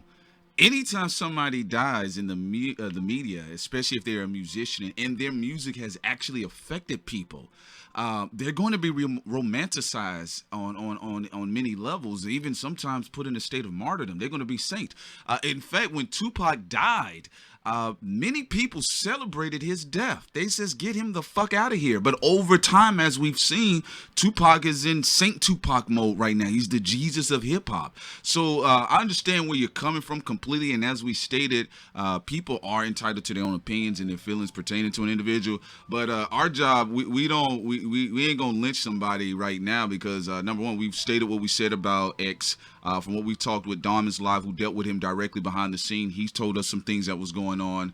But outside of that, what I will say to you, though, as an individual, all I want is that when we do these things with these artists, I want everybody in the culture to keep the same energy. Keep the same energy with R. James Kelly, Brown, which we yeah. know for sure. There's no question mark on his life. James Brown beat the shit out of his woman. With R. Kelly, it took people 15 years for this motherfucker to run out of steam right now. And everybody's leaving R. Kelly Titanic because the niggers run out of money. So what I'm saying here is that whether it's, if you were talking about the likes of, what's her name? Keke Palmer, sat there on the Breakfast Club and defended R. Kelly. But Keke Palmer is a part of Black Girl Magic. But don't nobody, that's what I said, we got to keep this same energy across the board. And that's what Thought Crimes is about. And all we're saying with this guy, it's a Yeah, question mark. right. If we knew for a fact about certain things, then we would have a different take. Yeah. But he's a question mark versus people where it's like a fact. They on camera. And everybody, you know, will still stick up for those particular people because maybe their artistry is of a higher quality than him. But this guy's a question mark, and that's why we're showing him respect, because it's a question mark. Okay. I mean, I don't even know how to feel about that as a statement. That's fine. It's perfectly fine. What I'm saying here for you, this is what we're saying. All right, and this is, we got to understand, we everybody didn't get pushed out the same womb. All right, we're all gonna have different opinions. All I'm saying, and I've been this point all my life, what I don't like about the culture, especially us millennials and some of the ones coming behind us millennials, is that we don't have the same energy across the board, even when it comes to gender. We start moving things around. We try to understand people based on gender, skin tone. There's shit that black folks that, like, we be making passes for that we try to hold everybody else accountable to as well. So all I'm saying is let's keep the same energy across the board. And I'm talking about anybody's opinion. I actually agree with you on that. So do you think we should be negative about somebody where we don't even know about his personal life completely and everything that he stands for? I wouldn't say be negative as an entire blanket statement, but what I'm saying is I think it's ridiculous that we are, like you said, Prince, romanticizing it and almost glamorizing this guy who, I mean, there are so many problematic things that how can you possibly not look at this a little bit more objectively instead of just painting him as this angelic type of Nobody painted him like, that way, actually. Everybody was talking about his angst and things he's done before and how they felt that he's grown, and people who knew him or knew someone who knew him that said that he was changing his life. And then the question mark of we don't even know what took place with the domestic violence case. Those are the variables that we have now. If you're talking about on social media where, I don't know, I haven't watched Twitter or people's reactions on Instagram, that's different. But everybody is talking about what he did to change his life around. Some people are talking about the culture of, you know, when you behave this way, even if you change as a person, it's going to always come back around you to bite you in the ass. Nobody said that XXXTentacion was a saint. Yeah, also, I got a question for you, because Okay. we did say, and that's why we want everybody to call in. This ain't about us breaking nothing. We break down so much of shit. That's why we want everybody to call in, whether they like this little boy or they didn't like this little boy. But I will ask you a question for you personally, and you're a woman. I can tell, you know, I know you're a woman, unless you're a man. I don't know. No, I'm joking with you. But this is what I will say for you personally. Did you follow X in the last months of his life? Did you observe his behavior, his activities on social media, and some of his videos and interviews and the things he was saying, and what was he doing in his local community as well? Did you follow him in those last moments of his life? Okay, I'm going to answer your question. Whatever I did see of him in the last few, I guess, months of his life, everything that I've come across in terms of XXXTentacion in the media has been extremely negative. Now, that's not to say there aren't little pockets of good things that he's done, because even some of the biggest mob bosses and crime lords and gang members have done things to give back to their community. I mean, there's been plenty of people that are horrible people on the inside that manage to do a few nice things. So, I mean, that's not going to sway me one way or another. So what you That's I got apples and oranges, though. We're talking about organized crimes and stuff like that. Yeah, and also I got another question for you then. What is your race, if you don't mind me asking? Are you're black, you're white? I am a black woman. Okay, you said I'm a black woman. You sounded like my auntie for a Yes. moment. Do we not understand media? And this is where I'm coming from as an objective standpoint. From what I've seen with X, I saw at the very least he was making a concerted effort to make things move around in the last moments of his life. And again, he was 20 years old. He wasn't 40. He wasn't 30. He was 20, right? Most of the stuff he did was wrong was about 16 and 17. Yeah, but that being said, when we speak about the media, and for God's sakes, we have to be careful about when we accept the media and how they deliver someone's image to us, especially if we're talking about colored people, people of melanin descent, autochthonous people, all of that. I can get on my Booker T. Coleman shit as well. But what I will say is that we have to be careful about these things when it comes to the media, because I remember the media. I have a question for you two. Yeah, really, and I'm gonna finish this real point, right? Because I remember at one time they announced Common as a gangster rapper. I'm not trying to be funny. It was all over the media. Yeah, they said he was a gangster rapper. Most white people believe it because they didn't follow him closely. Yeah, they just said, oh, he has a microphone. And I don't follow none of these people closely, including Are you Triple talking X. about white media or black media, though? Black media could be full of shit, too. I mean, Bossip and all that is black media as well. Because I've never heard any black media outlets ever come out and claim someone like Common as a gangster rapper. I've never heard of that. Yes, I have. And when you speak of the media, we're talking about all-encompassing media. We are a part of black media, but black media's voice doesn't resonate as loud as white media. And a lot of black people do buy into white media as well, and so do a lot of white people as well. So, I mean, even if we have situations where guys have been accused of something in the media, usually there's a matriculation effect that takes place. White media drops something out there and black media tends to piggyback off of it. So if some black man or black woman is wrongfully accused in the media and they feel it's an unequivocal deniability about them being guilty, then sometimes we'll see that in black media. As far as black media goes, I haven't seen much coverage on XXXTentacion. I didn't see no Madame Noir magazine covering him. The Root didn't cover him, and I don't like The Root like that because they have very trolling articles that I think are very terrible and a disservice to black intelligentsia. But most of the black media that has covered X has been the likes of Damas Live, academics, guys like that. Yeah, I mean, mostly YouTube and social media people. Prince, I have a question for you and Sincere, both of you. Go ahead. Bringing a black child into this world, and this is a question for you both, is this man XXXTentacion the type of person that you would want your son, your black son, to model himself after or even to look up to? None of them are. I mean, even the ones with clean images, none of them. I don't like to put my kids for entertainers. My kids will be learning science. They will be into philosophy. They're not going to be into this shit anyway. Yeah, I have hard standards when it comes to this because I don't know these people. For X, for example, I don't know him close enough to demonize him or to sanctify him. Yeah. I think it's irresponsible when someone's dead for me just to go on emotion of surface level media. I still don't know the kid. I don't know hardly anything about him to really go in on that. All I know is what people who are close to him, what they've said, and also what people like academics, Domus, TMZ said, and that's not really enough to go on anything. To be honest. What I will say, if I have a, go ahead. if when I have a child or whatever the case is, what I will say is this: I would want my son or daughter to observe everybody. I don't want them to look at the sanitized imagery of humanity.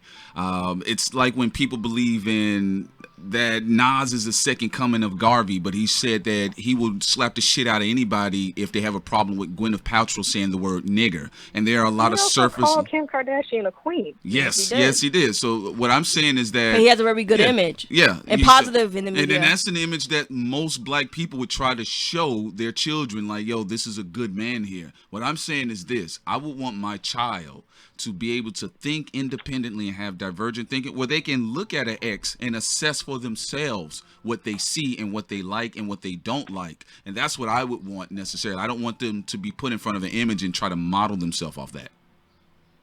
Look, I'm sorry for the loss You know, I really am. I don't feel happy when anybody passes away or dies or anything like that.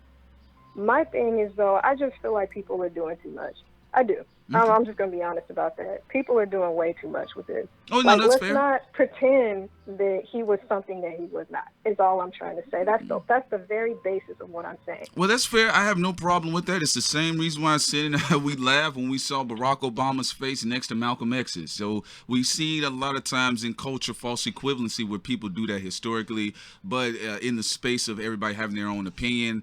If people want to enjoy X's music and they like who he was, if they didn't, that's perfectly fine as well. Yeah, that's fair for you to have that opinion. We're not trying to force you to care about X, and we appreciate your call. Take care like Drake. Of course. And all I say is that, like, if we wanted to get real gutty with this shit, to be honest with you, most of humanity we would fucking crucify. Yeah. At least by my Bury standards. them bitches. I mean, Obama and our U.S. government bombed children in the Middle East. So did Bush. Hold on now. So Trump locking up little Mexican children and shit. Like, come on. Like, there's a lot. 90% of humanity you will be putting on the fuck you list if we was really serious. Wait a minute, Sincere. I got Sasha, Malia, Michelle. Everything that we do is great for humanity. Caller, name and where you're from. Hi, I'm Callum. I'm from the UK. What's up? I just wanted to say that I know the reason for XXX's death. It was the Battletoads. The Battletoads killed him. Shout out to my boys at Channel 4. What the fuck? I don't know. Did you? That motherfucker just hex us? Did he do some? I know what happened. I'll kill them. Did he do some Blair Witch shit just now? I know what happened. Kill him. So, what the fuck was caller, that? if you get your mind right and your line right, you can call right back in. Block that fucking number. Caller, name and where you from. God damn. I'm sweating now. Hey, TC, this is Kim from North Carolina. What's up, Kim? North Kakalaki, what's good? Hey, so I can't say that I was a real fan of, X's music or anything, but I do appreciate that there are a lot of young people that may have really benefited from the positive energy he was trying to put out. I think the caller who did bring up his troubling past had a point. I know that Ner in the chat, being a broken record, calling her all types of bitches and hoes. Which I don't appreciate. People shouldn't be calling callers who have different opinions bitches and hoes and shit like that. That's some type of shit that make people, people who are saying misogyny and all that valid. Like, chill the fuck out. Yeah, well, leave Ner alone. He washes my car windows. Yeah, Ner washes. Yeah, he got a rabbit chinchilla coat anyway. He got pubic hair on top of his head. Caller, yeah, go ahead. Ner's sensitive, so it's whatever. But it's interesting because one of the callers from the very beginning, he was on some weird, like, X deserved to die over some 666 symbolism.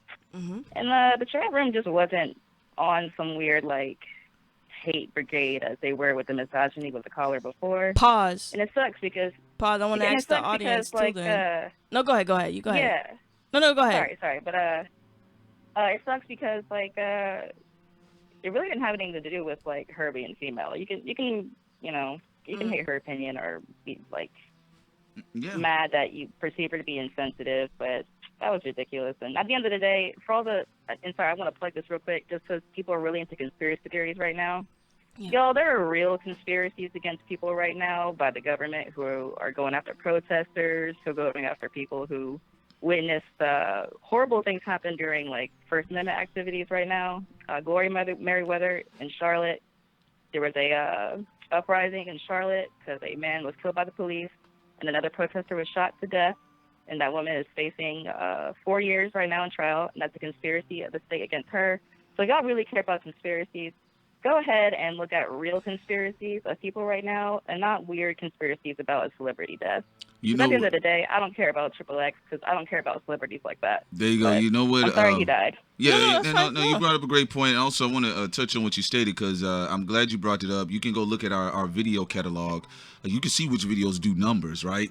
You can see which live streams do numbers as well. Look, we talked about the real conspiracies to the sisters that got killed in Flint, Michigan, who was actually trying to set something up to hold the government accountable. What happened with Darren Seals was a conspiracy, all right?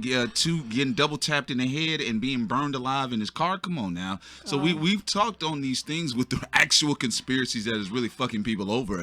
There's weird shit that goes on in the industry, don't get me wrong, but the conspiracies that are directly affecting you are the ones that people don't want to talk about. I will say this, as all of y'all should know, most of humans are full of shit anyway. It don't matter how many. You sounding like Jay Prince right now. It don't matter. Mentality. You got a full of shit mentality. No, I'm being serious. Come on. Nobody gives a fuck about whistleblowers. Nope. A black kid or family or man or whatever getting shot, that's hit or miss. It depends if Fox or CNN or somebody pick it up, then they'll care. We're living in reality, and in reality, no one gives a fuck about people who cares about people. They care about what entertains them, what speaks to their soul. Double facts. And the majority of people that speaks to their soul are musicians. There you go, man. They don't give a fuck, sister. And we love that you call in, and that's why we know we got some smart listeners. But these motherfuckers don't care about real life. Caller, name and where you're from. Hello, man. Hello, caller. Hello. Boomhauer. What's up, caller? Come on, I can't hear you. Speak closer to your mic or whatever. Yo. Can you hear me now, man? What's up? Yeah, come on, man. What's up with you? Yo. Actually, I think I have an idea who did this. I know back in preschool, XXXTentacion, Tentacion, excuse me, man. He once tried to touch me, and I actually think that Tupac or Biggie Smalls killed him, Get this motherfucker out of here. Dumbass shit. Can't even get a good one, too, nigga. God damn. Well, that sound like a white boy. I don't know what the fuck out that of was. here. That was Biggie or Tupac. It was Eazy-E. Come on. These Jay Leno jokes, nigga. Go eat your peanut butter and jelly sandwich. Caller, name and where you're from. My name is Michael. I'm from California. What's up, Michael? I just want to say to that lady earlier who was all upset because everyone's, I guess, praising him.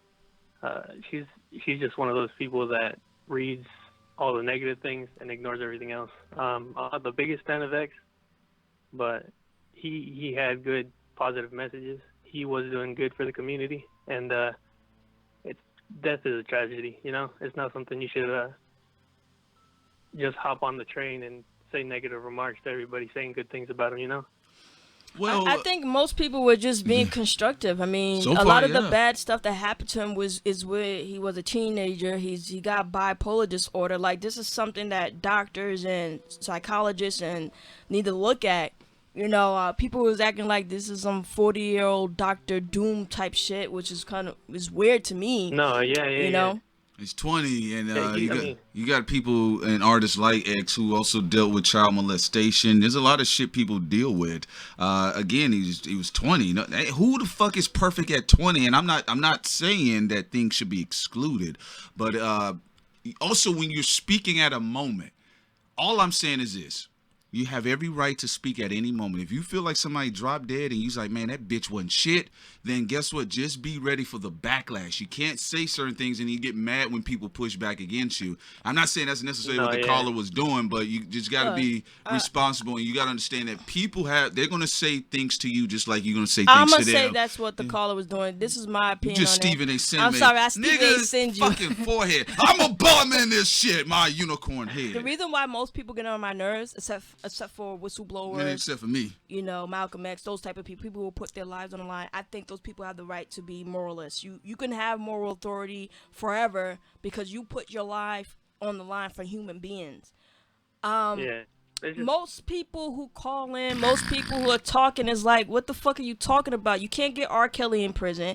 You can't stop Trump from locking up little kids, and you may be biased against them because they're Mexican. Who knows? I'm like, there's so much fucked up things that happen in this world because the collective people don't do shit. What did I say? The majority of people don't do shit. So if you're a moralist, I'm hoping that you're a whistleblower. I'm hoping you're sacrificing yourself for the greater good. I hope you're trying to get rid of R. Kelly. I hope you're trying to get rid of Trump. I hope you're trying to get rid of half of Congress. I hope you're trying to get rid of the pedophiles in the community that you could look up online. Yeah, this like, is that's what all it I'm is. saying. The short, simple answer is this: keep the same fucking energy.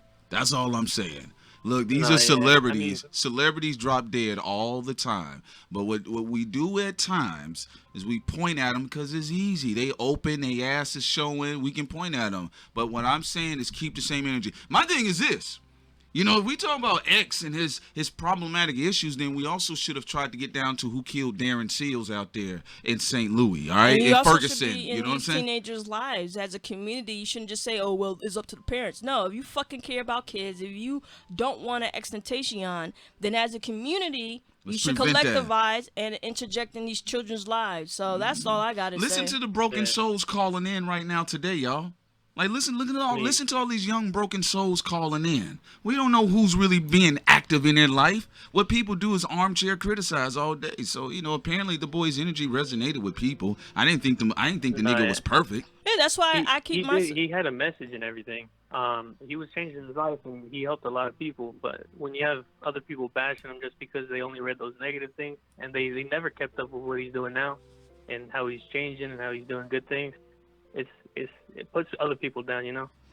Yeah, you know, and I'm just saying, like, I try to keep myself in check, you know, because I feel if you truly are a person of light, a person of you want to criticize everybody or criticize this person or whatever. Keep the same energy. I feel you should be a person who's putting your life on the line for humanity. If not, then you're no better than most people, because you're either hurting people directly or you're hurting people indirectly. 1 second, caller. You're either hurting people directly or indirectly. So the equipment we have, the people we elect in office, we're killing a lot of people indirectly. It may not be directly by our hands, but where we put that blood money, that's killing people. Caller, name and where you're from. Hi, am I through? Yeah, go ahead, caller. Speaking to your receiver. We can hear you. I can't believe I got through again. Battletoads killed XX. Caller, name and where you're from. Caller, come on. Stop making a dope deal. Speaking to his receiver. That was a background music. Go ahead. Yo, what's up? Yo, this is Lex Jetson. Yo, I'm calling in.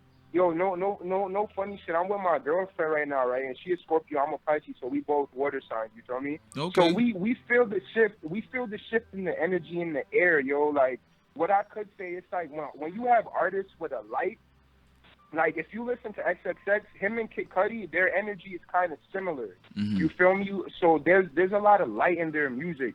When you got niggas like them with light in their music and substance, when they pass away, like when someone passes away, their energy goes into the universe and it spreads all across the world. You feel me?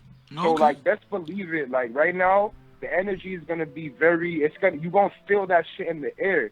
And another thing I want to say is with this shit, yo, I don't know if XXX was independent, but I know that like with shit like this, yo, like that chink shit, and a lot of times like this shit is business. You feel me? Like a lot of times like shit like this be straight business moves, and like I don't know who he's signed to. But, like, with shit like this, you got to look at young artists, bro. Like, when these artists pass away and they're frozen in their youth, that does something psychologically to people that fuck with them. So watch the streams go up. Watch all this shit go up, man. You know what I'm saying? Like, this shit is really unfortunate, bro. Yeah, no doubt about that. We definitely get you, man. And y'all, your folks, y'all Pisces and Scorpio, just like me and Sin, you know. So that's funny, you know what I'm saying? But yeah, it is what it is, man. Playboy and people, whether they talking about they don't like him or not, they drawn to this energy of where the energy is right now. If you called it, you have interest, whether you like him or not. And I'll agree with you about people having energy where it draws people in when they care. Some people, deaths they care about. Some people they don't when it even comes to certain artists. Even when they want to come in and be heard. But what I will say is, what I agree with some of the more negative callers is that there's no good and no overly bad with this guy. This guy had good in him. He had bad in him. Go ahead. He was like all of us. Like he was like a balanced human being.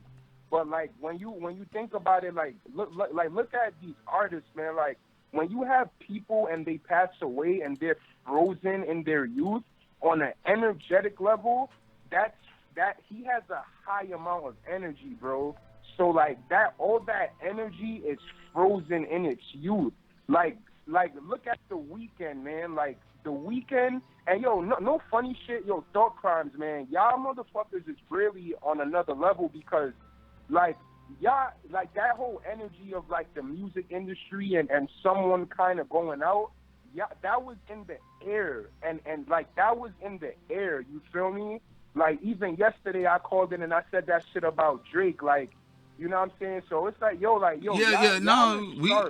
we feel you. I'm gonna say this before I let you go, man, because it's here ready to move on. But I want to say this because you've called in so many times, man. We appreciate you, but what we will say with is fun. We've cleaned our browser so many fucking times. Seeing how many times we go to Instagram and it keeps landing on X's page. Remember that shit? Yeah, just keep that. Just send it on there. No doubt about it. We're not lying. That shit. Every time we was trying to go to Instagram, for 2 weeks now. Yeah, we was like, what the fuck? Why you keep landing on this nigga's page? So we appreciate you, caller.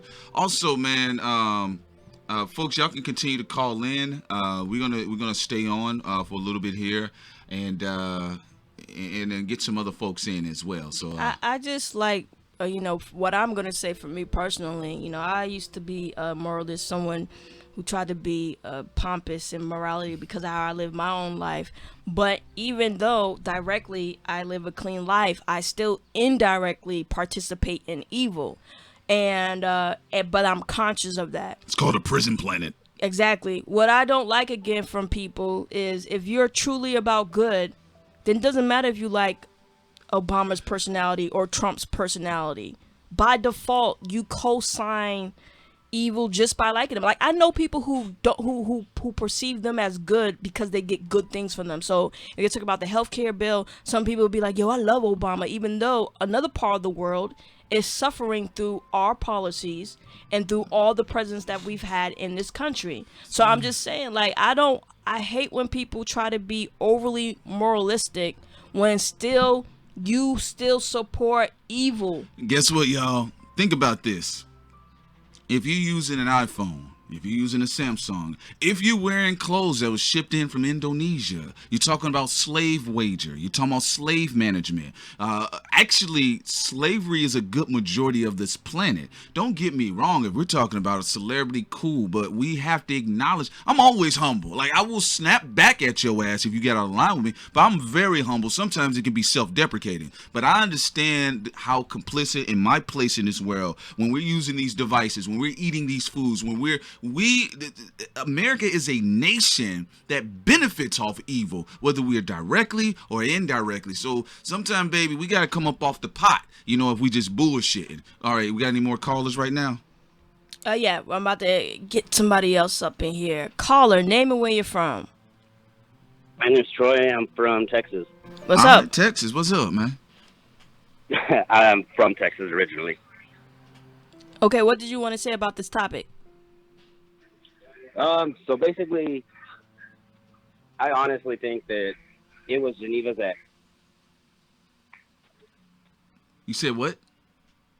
It was Geneva's ex, 100%. Oh, you mean? I mean, the things he did to her. I mean, it's pretty barbaric. So I don't understand why he's on such a huge pedestal right now. Mm-hmm. Okay, go ahead. Go into detail. Yeah, go into details. We're very open. Yeah. Okay. So I mean, so there's corroborating evidence. Sorry, I study criminology. But there's corroborating evidence from multiple people from different times throughout their relationship that she was getting beaten. So I just don't understand how everybody's going to turn a blind eye to that because he can write music. You know what I mean? Oh, that may be a possibility. I'm listening to you, man. I was just looking at the chat as well. Hey, look.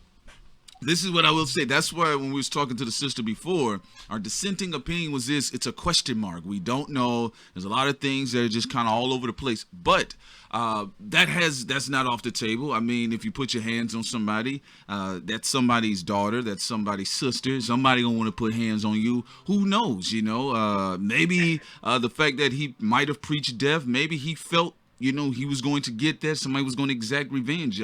Maybe he was getting death threats prior to it. You know, we know for a fact Tupac, before he died, he was getting phone calls that in the streets they had $1 million bounty placed on his head. So that being said, I mean, look, bro, we don't know these celebrities. That's what we always try to get to people. Even when we when we make fun of these celebrities, we try to get it through people's heads that you don't know these people in their entirety. You can appreciate people for their art, but there's no way on earth I would put somebody in an angelic space. So, I mean, that's a possibility, caller. Oh, is that it? Oh, yeah, sorry, I was reading the chat, too. All right. All right, you can take care, man. You can jump back in the chat. Caller, name and where you're from. Gianna, Connecticut. What's up, Connecticut, in the building? What do you want to talk about? So I feel about X's death, like, Can't make you talk out. closer. Caller, I can't make you out. So, can you hear me? A little bit louder. Can you hear me? Yeah, we can hear you now. Go ahead. Okay, so, as a personal fan of X, I am a little heartbroken because, I just saw him, at a show a few weeks ago. So that kind of, like, you know, hurt me a lot. And I just kind of been wondering why someone would do this. Like, I've been watching the live stream and people have been talking about how he has beef with other people. I don't know if that would interfere with it at all. Okay, so you're saying, and for the folks who may not have been able to make out what she's saying she is a personal friend of XXXTentacion, or was a personal friend of X's. No, not fan. Fan. Okay, yeah. So for you personally, how did you feel about his behavior? I don't know, because I've been, like, new to the fan base. So, like, personally, I think I have heard about the abuse charges and how he's been, like, on house arrest and stuff on tour. But I think that if he did try to change his ways around, because everybody keeps saying that. All right, caller, we appreciate you. Caller, name and where you're from. Yeah, this is Amos. I'm from Chicago. I got this channel called Thoughtz, and at first it was like a fan page for X. So like a lot of my success, like, I attribute to X, and it's messed up what happened. All right, thank you for calling in. Caller, name and where you're from. Hey, my name's Tommy. I'm from New York. Okay, sound a little bit like a troll, but I'm gonna give you the benefit of the doubt. Go ahead. All right. So, my favorite ribs place. Get him out of here. Get him out of here. He trying to Tommy. sound like he trying to talk like you. Tommy, you ain't me. Tommy trying to talk like You Prince. ain't me. You gotta have some southern nigga energy. You gotta be working with the nigga force. You sound like you working with some mayonnaise. Come on. It sound like a mayonnaise troll. All right, caller, name and where you're from. Hey, this is Tim from Austin again. What's up, Tim? What else did you want to talk about?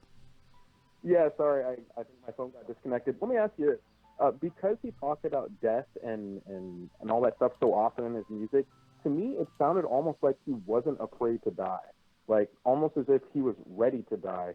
So do you think there's any solace in knowing that, much like Tupac, much like Biggie, he was like, you know what, I can die at any minute, and I accept that as a possibility, and I'm not afraid? Well, this is what Does that make that's a possibility. Like, I mean, Tupac was rapping about death for a reason, especially Biggie, and I'm not no way, shape, or form saying discography-wise that X's music body of work is complimentary of that, but in certain energetic forces it is. But what we were saying earlier, we don't know these people. So we don't know what death threats he might have been getting prior to this actually happening, because a lot of these guys that get it, they're actually made aware that their life is on the line.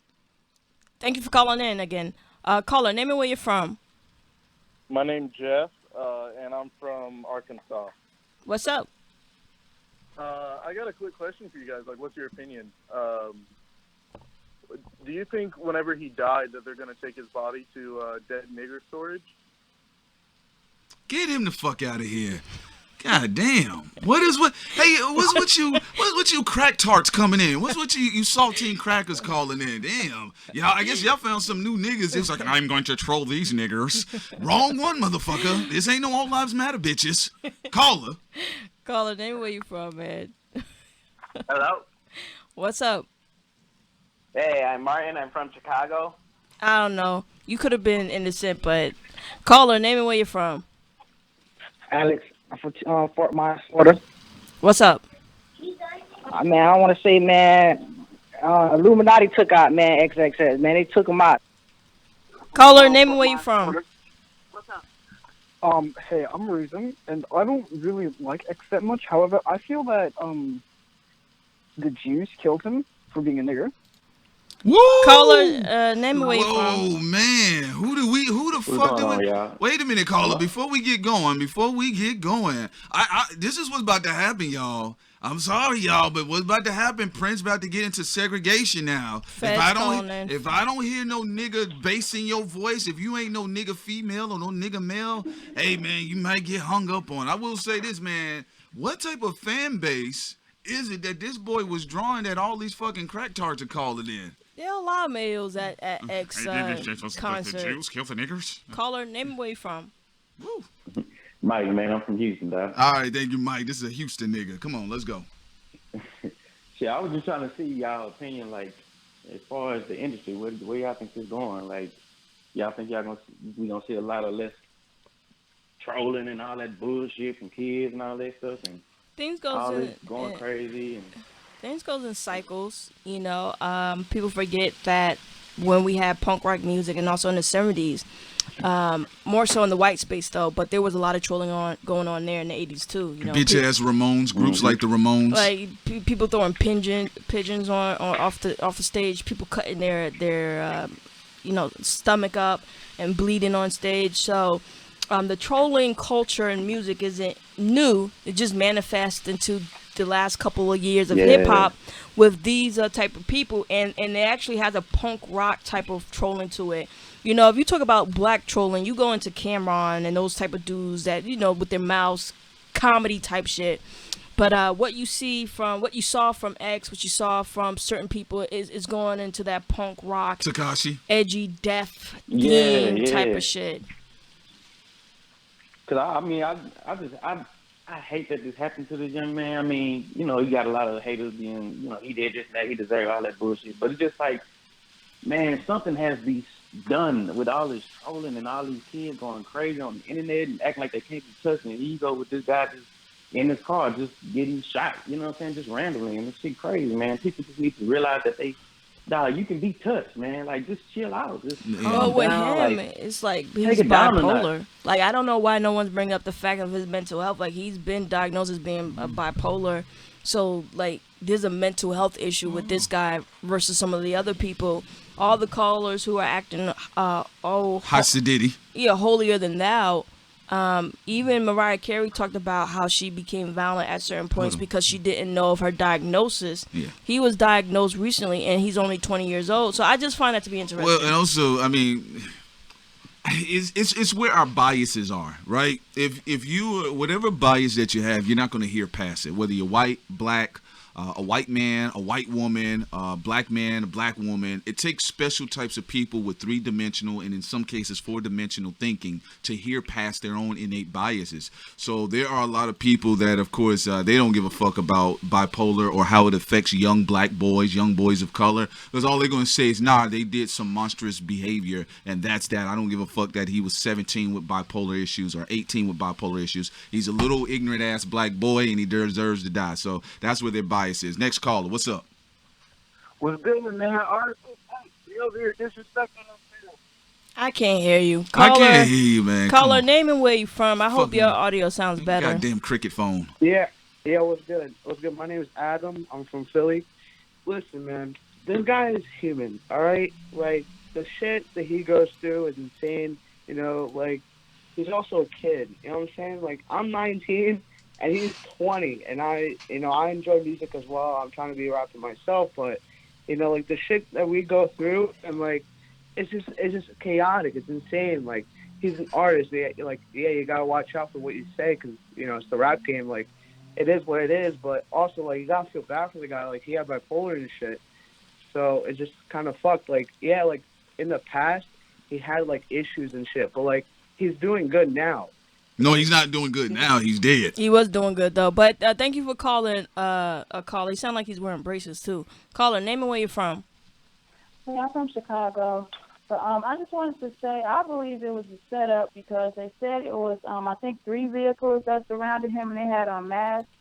So that means they were already like ready to do something to him. So Ooh, you already know. See that's why I mess with you, Chicago Negro. See, you already know the setup. That shit looked like a setup. They left that boy sitting stiff in that clean ass vehicle. Where I'm from, that's a setup.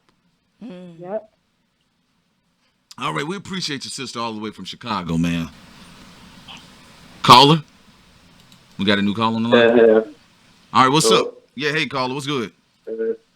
A lot of what XXX rapped about really meant a lot to me, because he would often rap about interracial dating. Caller, name and where you from. What's with you sleepy Madison County motherfuckers calling in? Caller, what's up?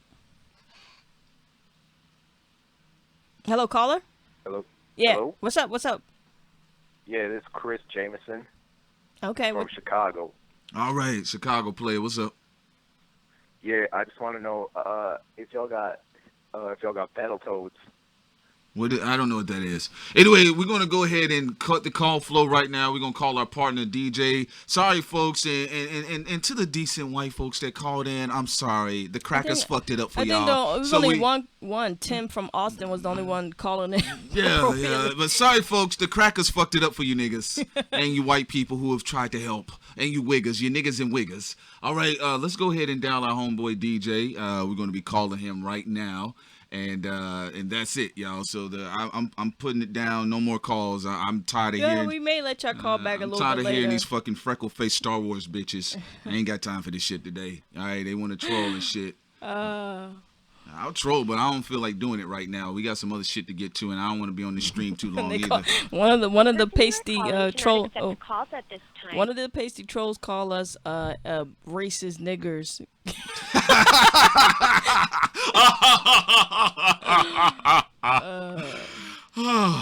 Thank God for my black dick. Anyway, DJ,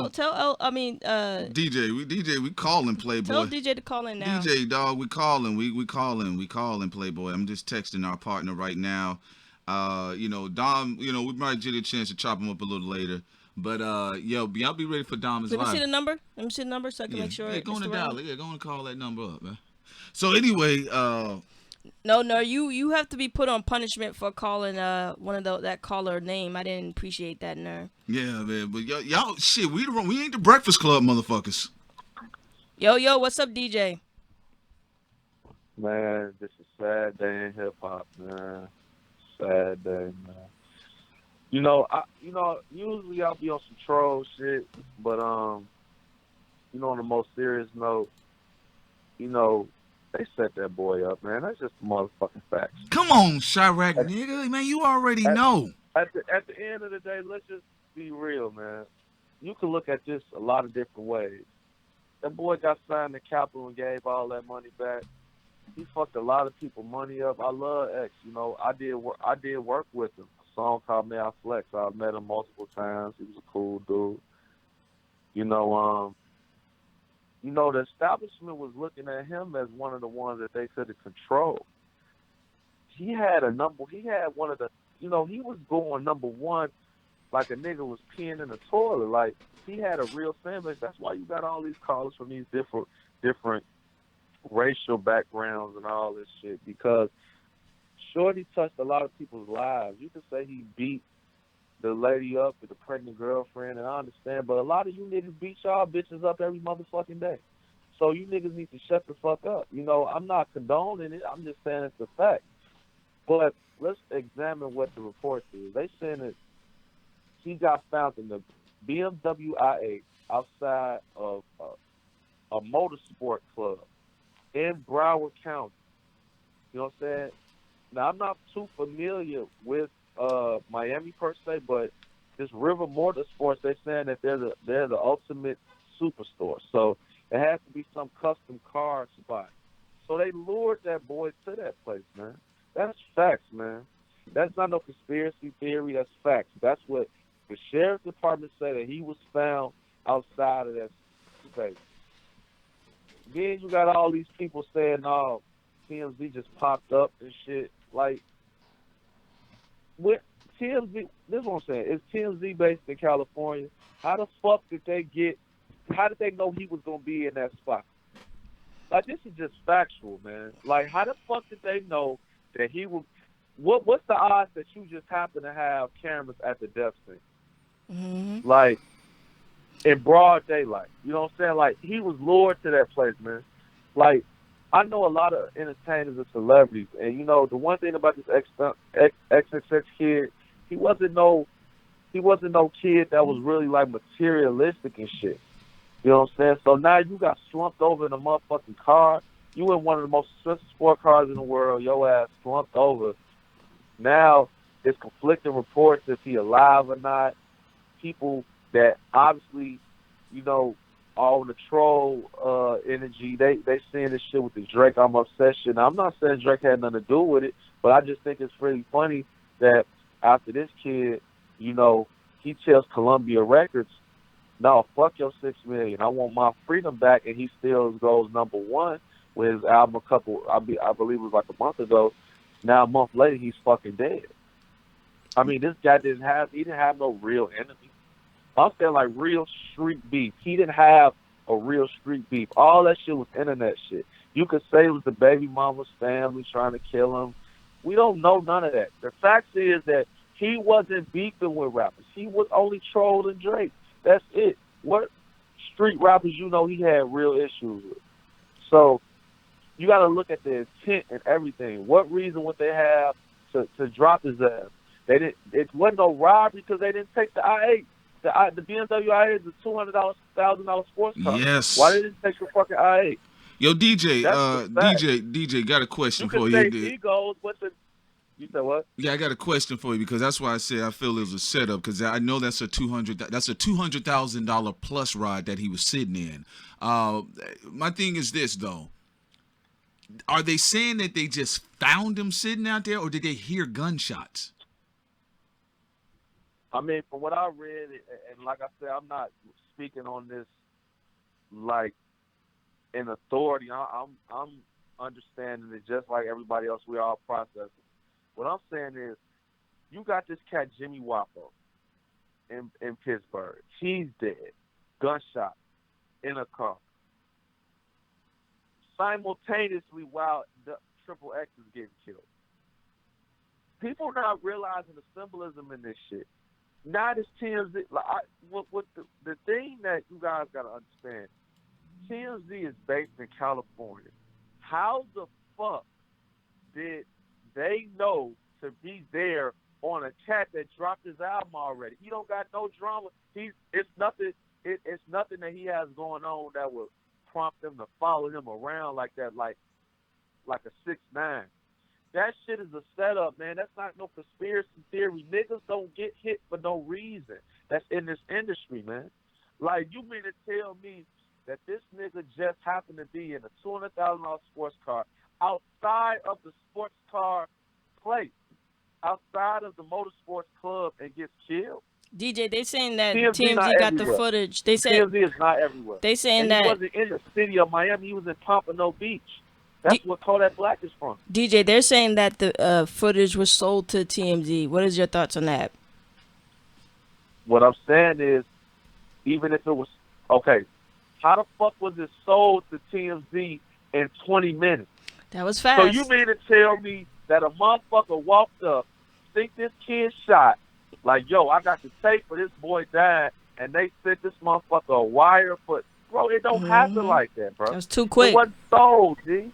Like, it does not happen like that. But my question That's is not this, fact. DJ, can I say something real quick before you go, Prince? It had to be somebody tipped TMZ that this kid was going to get shot, because how do you know to contact TMZ that fast to make the transition within 20 minutes? That is really suspect. Go ahead, Prince. Yeah, you gotta understand, when you dealing with a company, you gotta sign affidavits. You gotta sign forms, legal releases to fucking put a motherfucker on a national platform. You can't say it's public domain.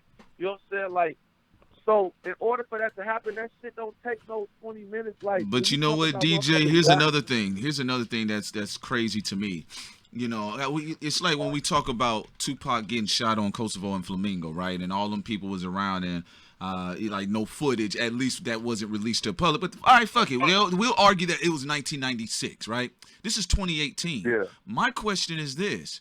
How is it that all those people are out there, but we haven't seen actual footage of this boy getting gunned down? Or the fact that people might have known that was fucking XXXTentacion out there. Apparently, they knew it was him out there because it was a crowd of people out there, but nobody saw him. Nobody was filming his car pulling out saying, yo, that's X driving. Nobody. Like, that's what I said the shit was weird. This is what I'm saying. The fact is this, is that he was one of the only hipster rappers. Let's put shit Yo, in DJ, context. can you speak into the receiver? You're fading. You're fading, DJ. Go ahead. Can you hear me now? Yeah, I can hear you. Go ahead. He was one of the only hipster rappers that could go #1 at will. Like, for real, #1 at will. This nigga, y'all talk about goddamn Drake's mother being talked about, you know, by Pusha T. This nigga said, I'm gonna fuck this man's mom. Now, it's just eerie to me, and I'm not, and this is, I guess, a conspiracy type of thing, but it's fact. I'm upset. Dropped a month ago detailing how this nigga died, and he just died like that. See, some shit ain't just a fucking coincidence, bro. I'm not saying Drake hit him. I'm not saying he set a nigga up. We don't know what the fuck going on, bro. Like, you might have niggas at dude camp saying, hey, man, you know, you need to put out a statement because it's too eerie that you said these things. I'm not saying that Drake got nothing to do with it. All I'm saying is you got to look at the facts. Don't nobody in hip-hop die for no motherfucking reason, bro. Now, he got into skirmishing with the Migos, but the Migos not no street niggas. Come on, bro. So you think they would have killed him over that shit? That shit is washed, bro. That shit been squashed and over, bro. The fact is, XXXTentacion was an independent artist that was hot, signed a deal with Columbia Records, one of the biggest deal in hip hop, and gave the money back. Said, "Fuck you, I don't need you." Was talking about depression, was reaching all type of genres and all from the hood to hood to the whitest of white to the people knew him. He was advising 6ix9ine under the curtains. Niggas didn't know that. He was advising a lot of these rappers behind the scenes. It was a reason that they wanted this boy dead. Like, y'all not looking at it. Y'all niggas talking about, oh, man, 6ix9ine. I mean, not 6ix9ine. Y'all talking about Extension. Oh, man, I was listening to him because he touched me. You nigga, yeah, he touched you. But the fact is, dude legitimately leapfrogged a lot of niggas in this game. His death was not a coincidence. He was like Tupac in that hipster lane. You went after the biggest rapper. Y'all want to talk about the first disrespect? He was the most disrespectful rapper to Drake prior to this Pusha T shit. Y'all don't remember that picture of the cum on the dude's face looking like Drake? Let's just say the facts, bro. Dude is dead. All the media blogs and stuff is posting the shit. You got Jimmy Wapo. A lot of y'all don't know who that is, but he was an upcoming rapper in this trap scene. That was from, I believe he was for the sound with Free Bands. Future was on it. Y'all can research him. Both killed. You got the other guy, Lil Lonnie. Rap is commonplace for rappers to get shot. And let's put this out there. No matter what Extension did, XXX, whatever his name is, but the fact that he wasn't no street nigga, he died like a street nigga. That's what's weird to me. Like, he ain't died for no drugs, none of the hipster shit, none of the white, what you call it, the blipster shit, the black hipster shit. This nigga got shot. he might as well have been a trap rapper. Well, you know what? Before you go ahead, DJ, this is what is interesting. Somebody brought it up earlier, because DJ, bro, we talk, nigga. You and I, we talk, and I tell you all the time, I say for June, July, and August is always a hot season for artists, right? You start seeing shit, especially in rap music, right? But we saw an attempt on Chief Keef's life earlier this month, right? What do you think about this? Some people's like, yo, what's with this energy? Like they like somebody's name had to end up in the headlines, and it just so happens to be X's and Jimmy Wapo's. You said what? What part? You lost me? Yeah, no, you said, do I think that it has to do with Chief Keef? No, when people were saying, man, it looked like some people were asking when they called in, they said, man, it looked like they wanted somebody's name in the headlines because originally we saw Chief Keef. They made an attempt on his life. Publicly, that's the most we've ever seen, especially in New York, him being shot at. But then we turn around and then we have X's name in the headline, followed up by Jimmy Wapo. What do you think about that, though? I mean, because to your point, X was no street nigga like that. That's why I thought it was odd for him to be shot down, gunned down. But the man, fact, you got look, just to explain, if Chief Keef would have gotten killed, hold on. If Chief Keef would have gotten in, say this was Chief Keef in this situation as opposed to Triple X. The fact is Chief Keef's energy was the way this kid died. XXX energy wasn't that. So it's just weird to me. It's a reason for everything. What I'm saying is you can't say it's a financial thing because the kid was in a $200,000 car. Somebody wanted this kid dead. Somebody set this kid up for what? You can't say it's money because the nigga had a $200,000. That's one of the most expensive sport cars in the world. And they didn't try to pull him up out the motherfucking dry the car off or anything. Florida is known for that type of shit. Getting cars and all that. And I'm going to just say this to close because I know other people want to have their points in. Man, y'all don't got to believe shit I'm saying, but believe the circumstance. Triple X was one of the only rappers that could go #1 at any point. Any song, hang on any type of record the motherfucker was singing. He had a social commentary. He was going through things, but a lot of people truly love this kid. He did that deal, gave that money back. He fell back off of that academic shit. He was kind of falling back from motherfuckers. He did the whole publicity thing with Drake. He was one of the first hipster rappers that Drake really just bit his whole shit, and dude came back. Then, coincidentally, Drake come out with this record talking about, I'm upset, dissing this man. You know who he's talking about, period. Now, the kid's dead. I'm not saying that Drake is connected. All I'm saying is, dude, lifestyle, y'all saying this dude was a street nigga. Even if he was a street nigga, his image to the world wasn't what we consider the regular street nigga, like a 21 Savage. That man was not no street nigga. They need to stop. He was an emo rapper. He wasn't a street nigga. That's why I said the way he died, I said, that shit looked like a hit. Like, let me tell you something, DJ, because you know your hip-hop, man. Nigga, when Big Proof died, right? I actually fucked with Proof's music over Eminem. I love that Searching for Garcia album. But when the motherfucker got shot down in the pool hall, I'm like, we know Proof's history. We know how he got down. He was a real Detroit nigga. So I wasn't surprised when it happened. But with this X situation, nah. I mean, did he get like live like all motherfuckers? But the motherfucker had more like a Alice Cooper energy. And yeah, and this is what I'm saying. All these people saying I blame Drake. I did not blame Drake.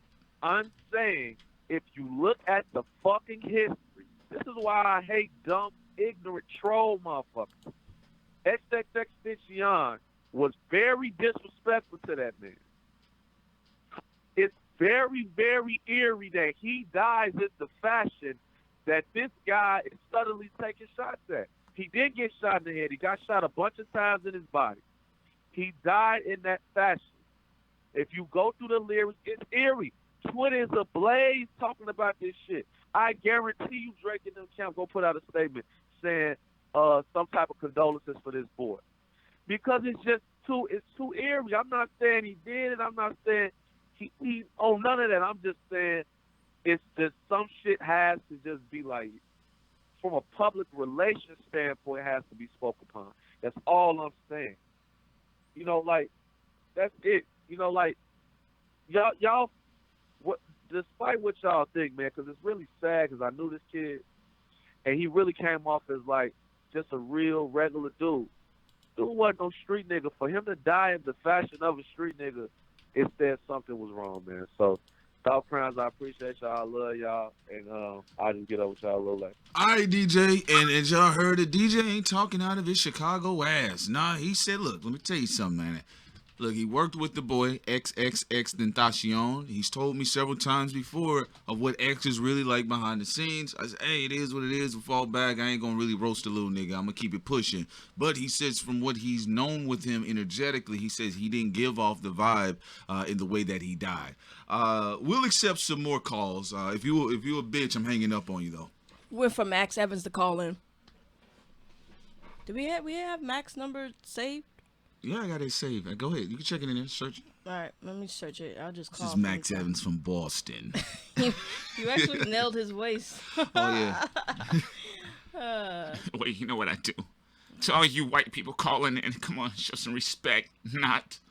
But anyway, again, DJ had worked with X. He actually had a couple records with him, and he knew firsthand how his energy was. And like I said, for somebody, the way they put it out there, because y'all always look at initial stories, as Alex Jones would say. But if you look at initial reports, they did say that it was just a clean robbery. But I said, I don't know anybody that robs a rapper and they're sitting in a customized BMW of that type of quality. Because some of y'all was saying it's not a $200,000. No, his BMW at that premier status was a customized vehicle. So yes, it did touch north of the $150,000 range. I know my vehicles. Yo, Max, is that you?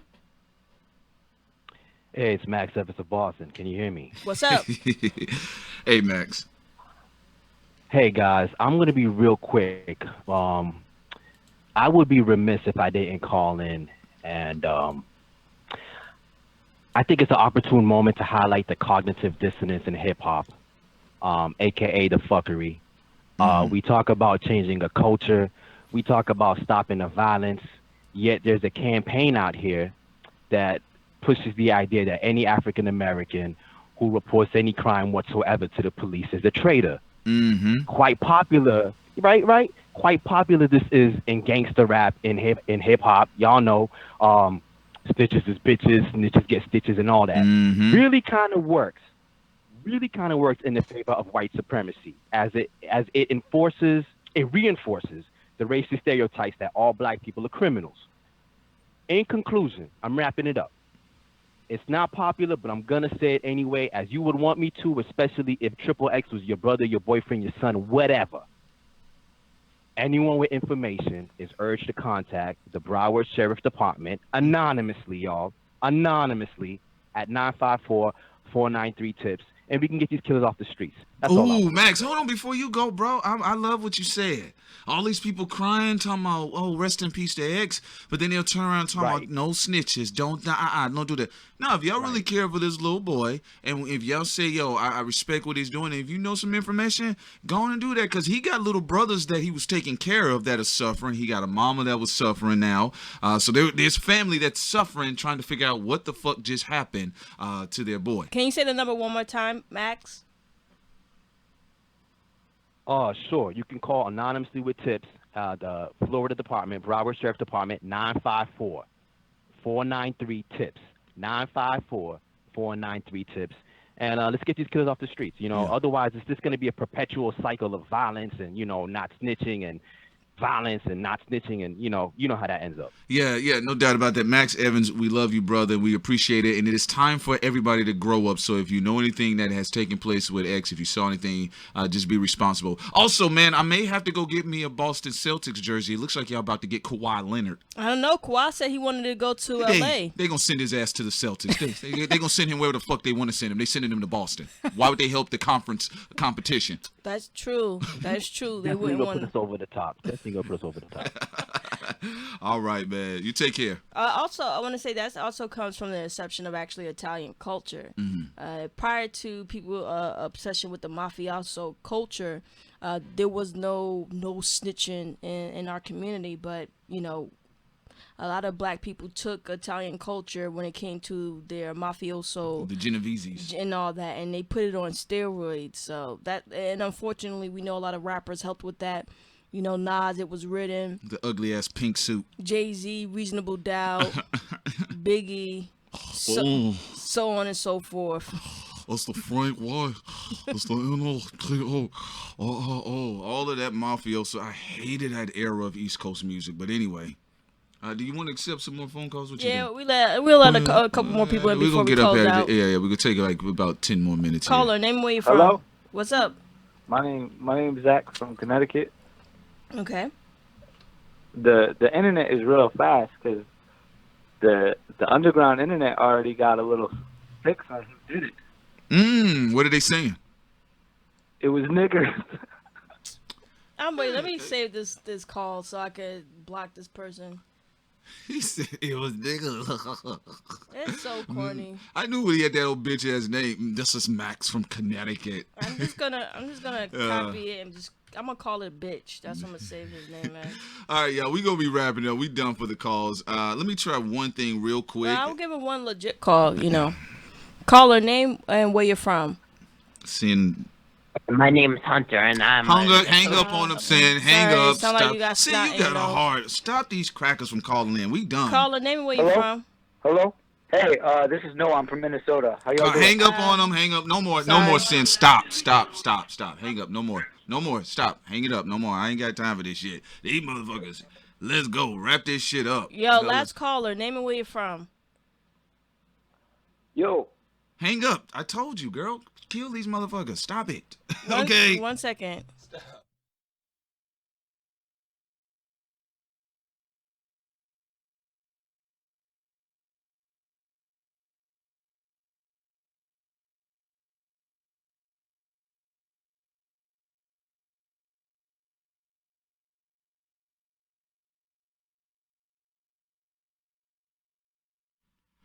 All right, everyone, we're going to be closing out now.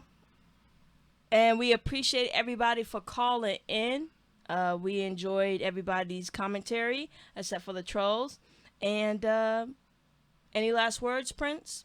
All right, y'all. We're done here. Again, be on the lookout for the big homie Dom's live stream, and he'll go ahead and have that cooking as well.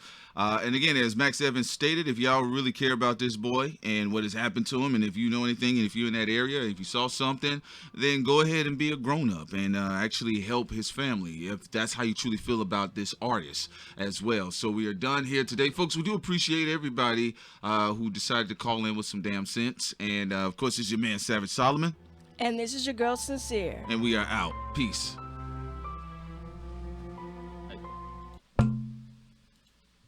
What business are you in? I make my bread and butter. I'm pushing. What business are you in? I make my bread and butter. I'm pushing. I'm pushing. I'm pushing. I'm pushing. What business are you in? I make my bread and butter.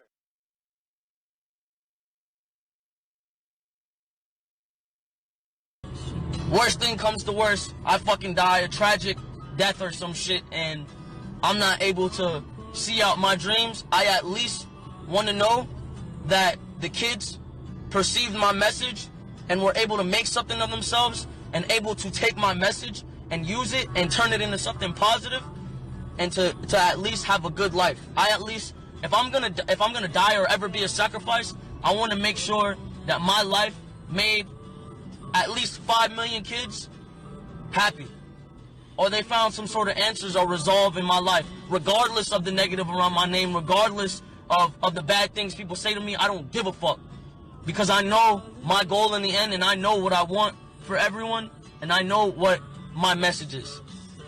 So I just wanted to say I appreciate and love all of you, and I believe in you all. Do not let your depression make